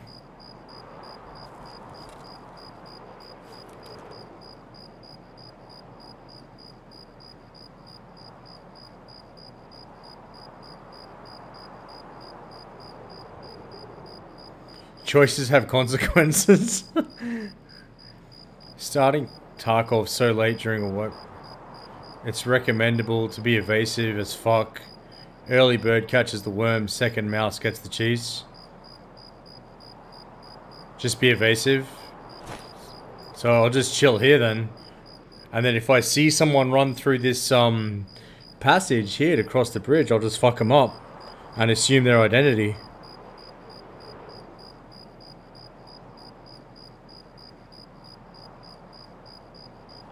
What do you guys think about my game plan? Just be patient, right? 28 minutes, no rush.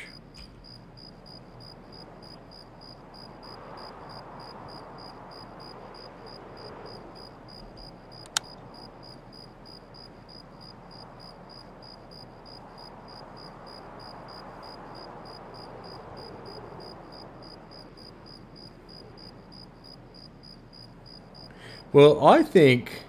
Okay, so I have no idea if a guy actually ran through this gap up ahead. The chances of him spotting me lying down in this grass, I would think are pretty low, right? Like, this is what I look like. Oh yeah, for sure, man. Someone's sniping on that bridge. Did you guys hear that shit?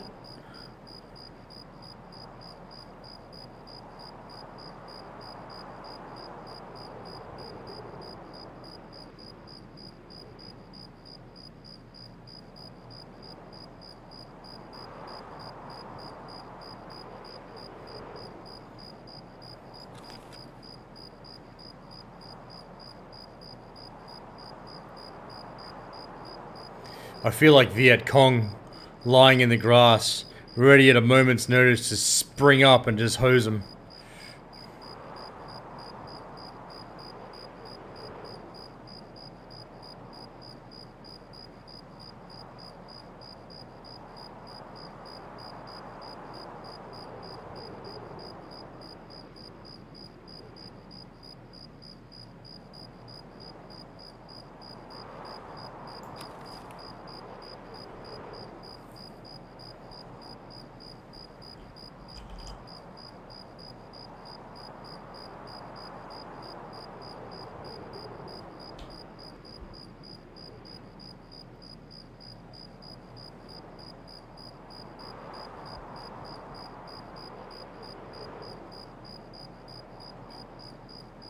So when he comes through here, Hacky, you're saying, I'm gonna get killed?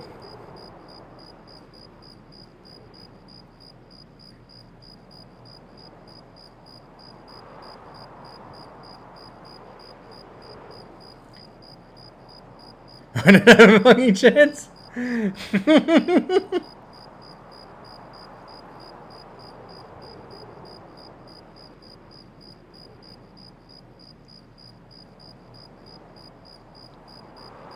That's really bad. I mean...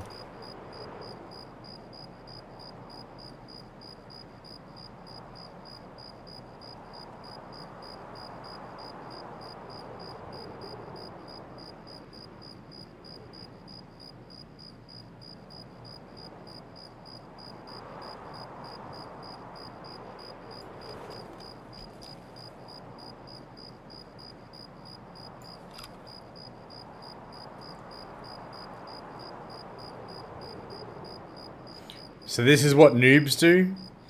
Like, right now I'm doing exactly what a level 3 scav would be doing? Or a level 3 PMC? True to form here?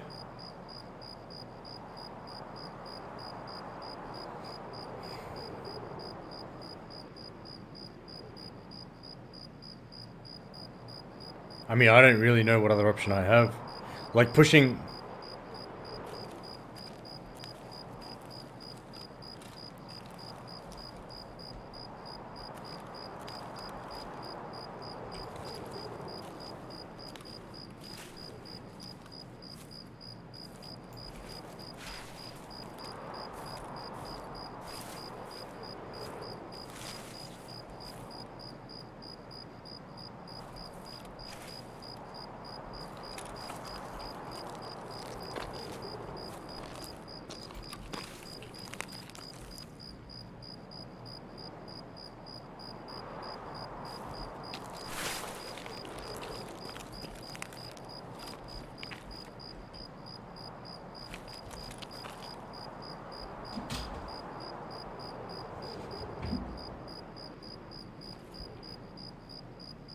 I mean, this is a fucking bad spot.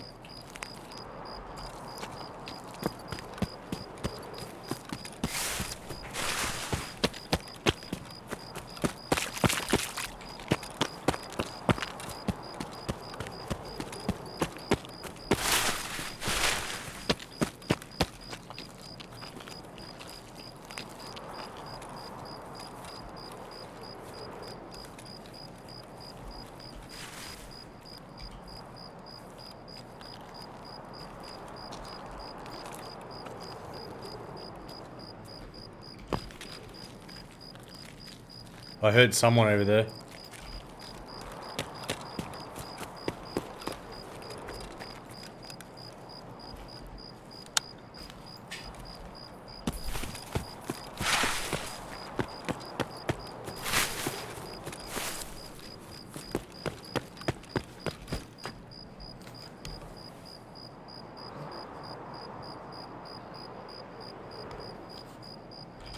Hang on a second.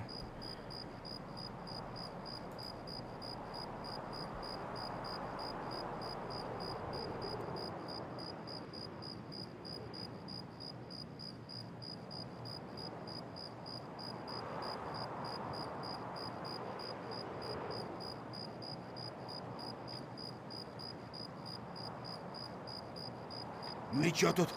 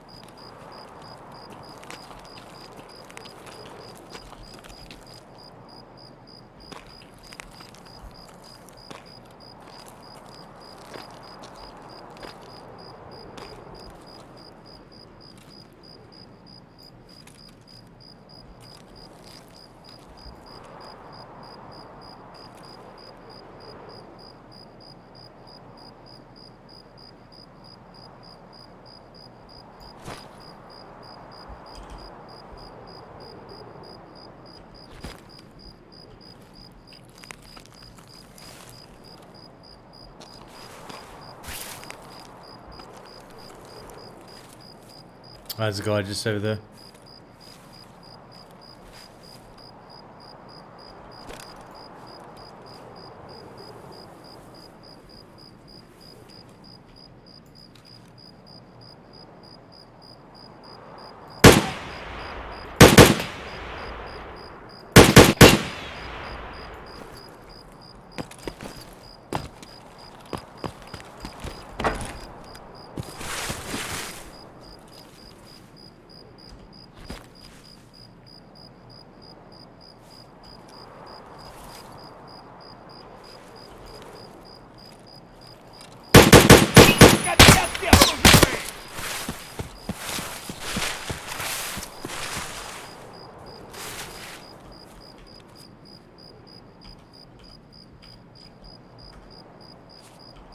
How did I miss?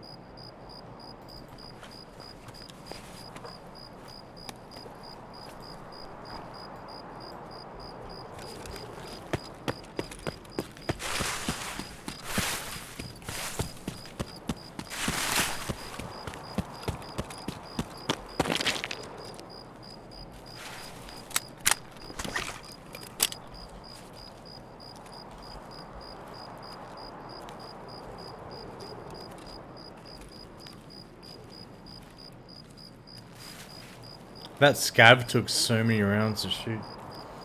Ridiculous.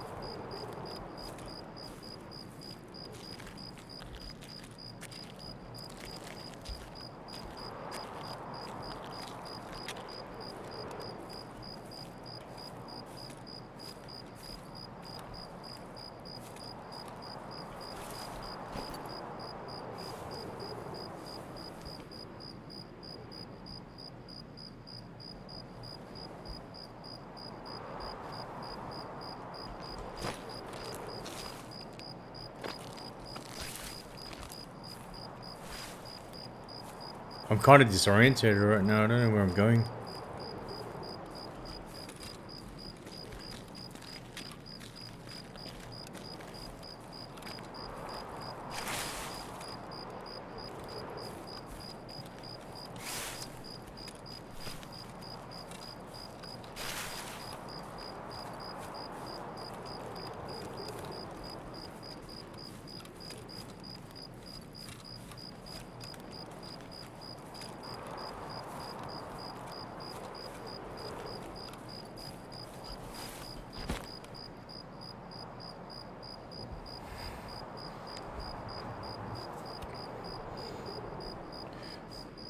I need to work out which direction I came from, because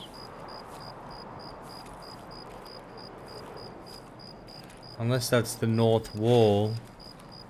Yeah, I think that's the north wall, so if I hit that and head right, I think I'm on the right track.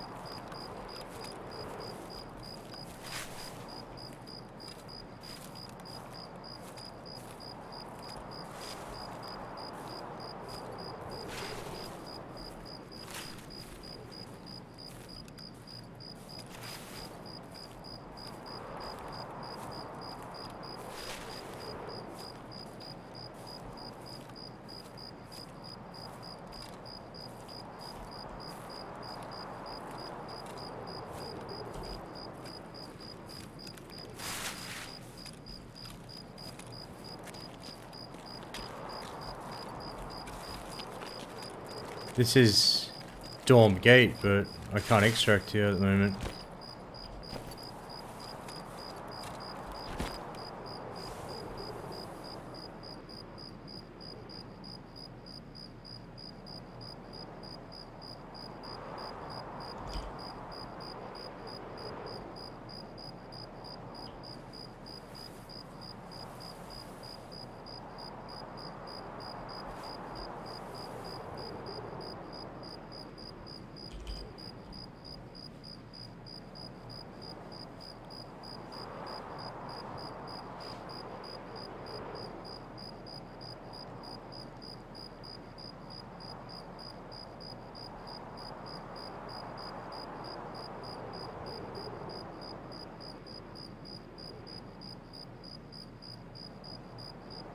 I'm just gonna wait here.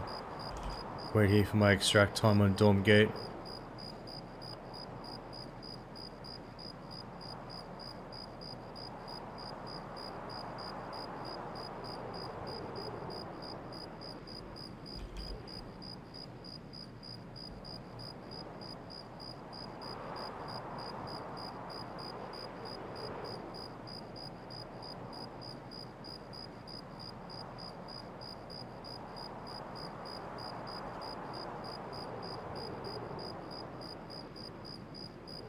So just tell me this though, will it at some point come up with a time where the question marks are, or not necessarily? Like that extract could be shut for the entire round.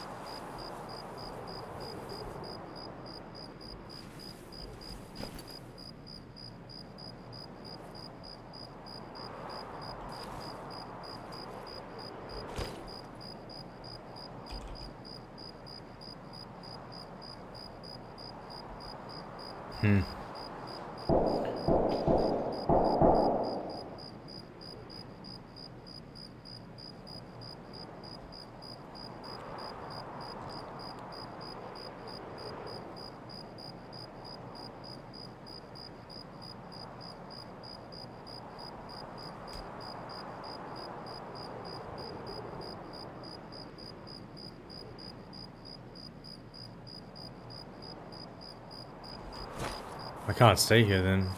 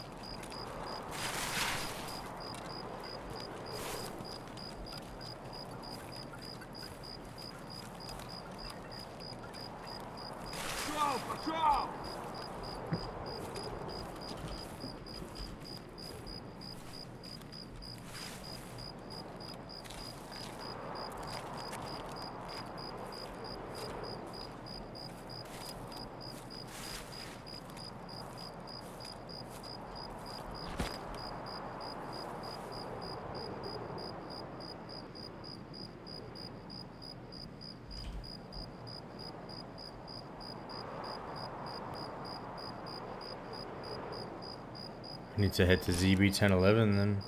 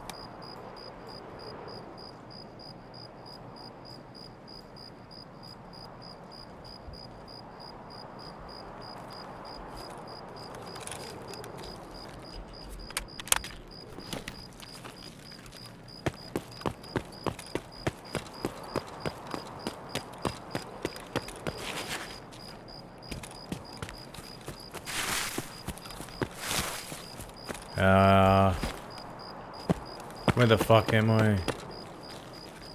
What is this?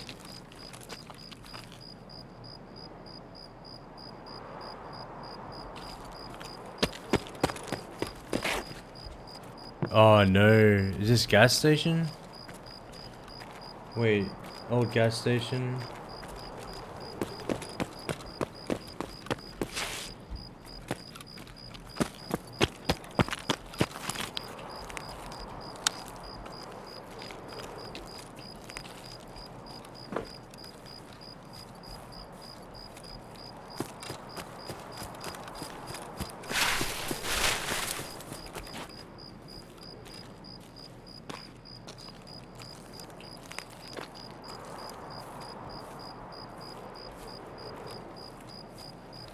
It has to be over here.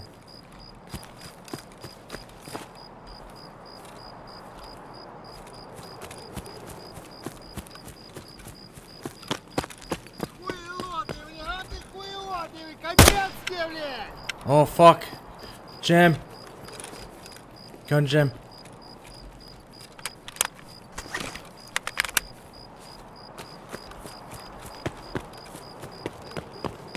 Is this the extract?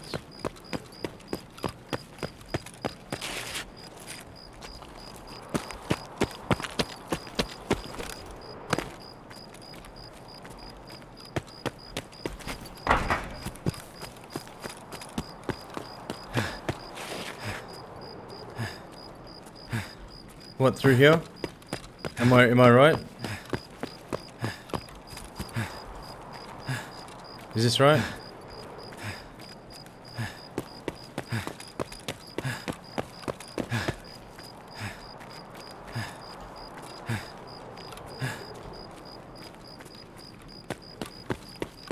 Where the fuck is it?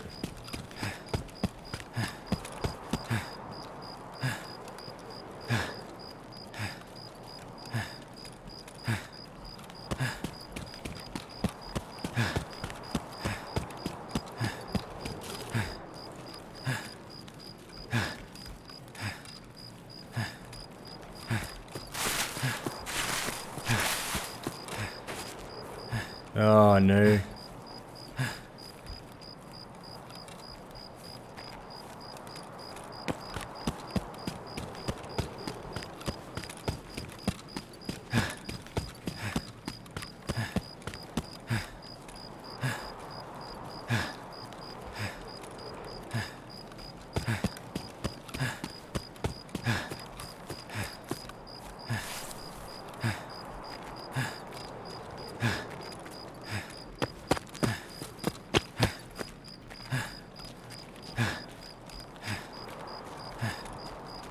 Where the fuck is it?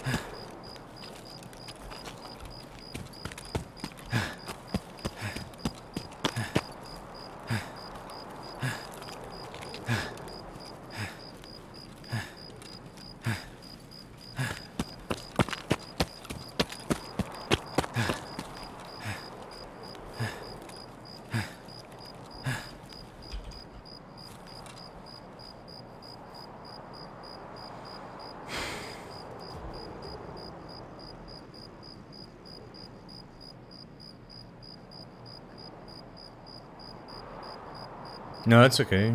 So good.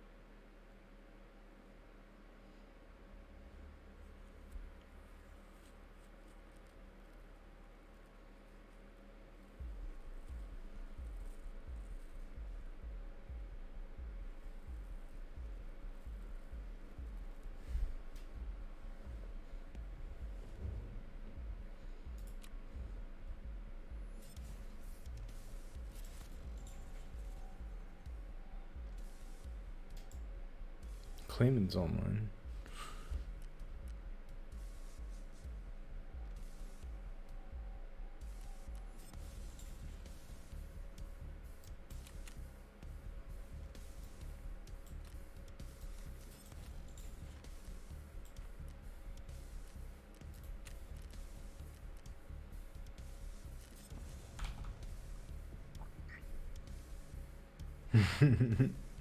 Oh, good hacky.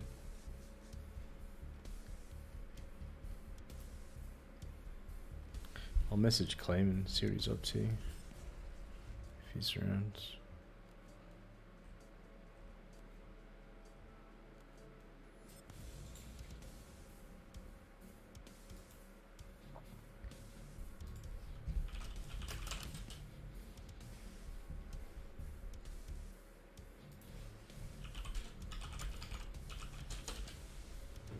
Or thumbstick. I look at that map on Reddit, it gives me a green extract area inside left column. Yeah, that's what I've got.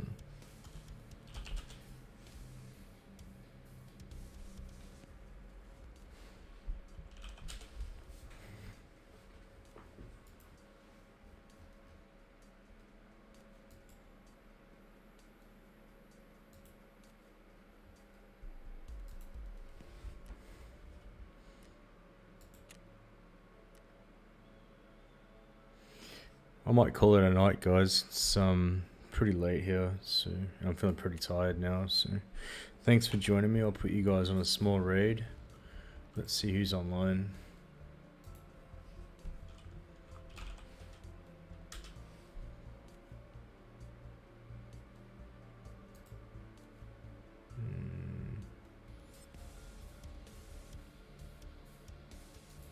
You guys are clearly here to watch Tarkov, so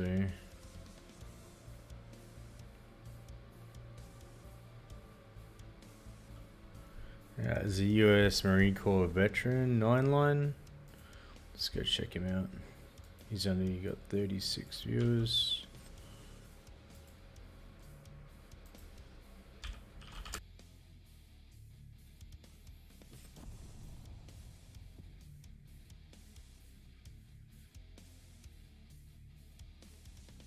That's not you shooting, right?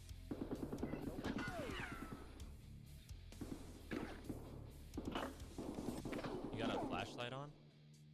Nope. Alright, I'm gonna push down these stairs slowly.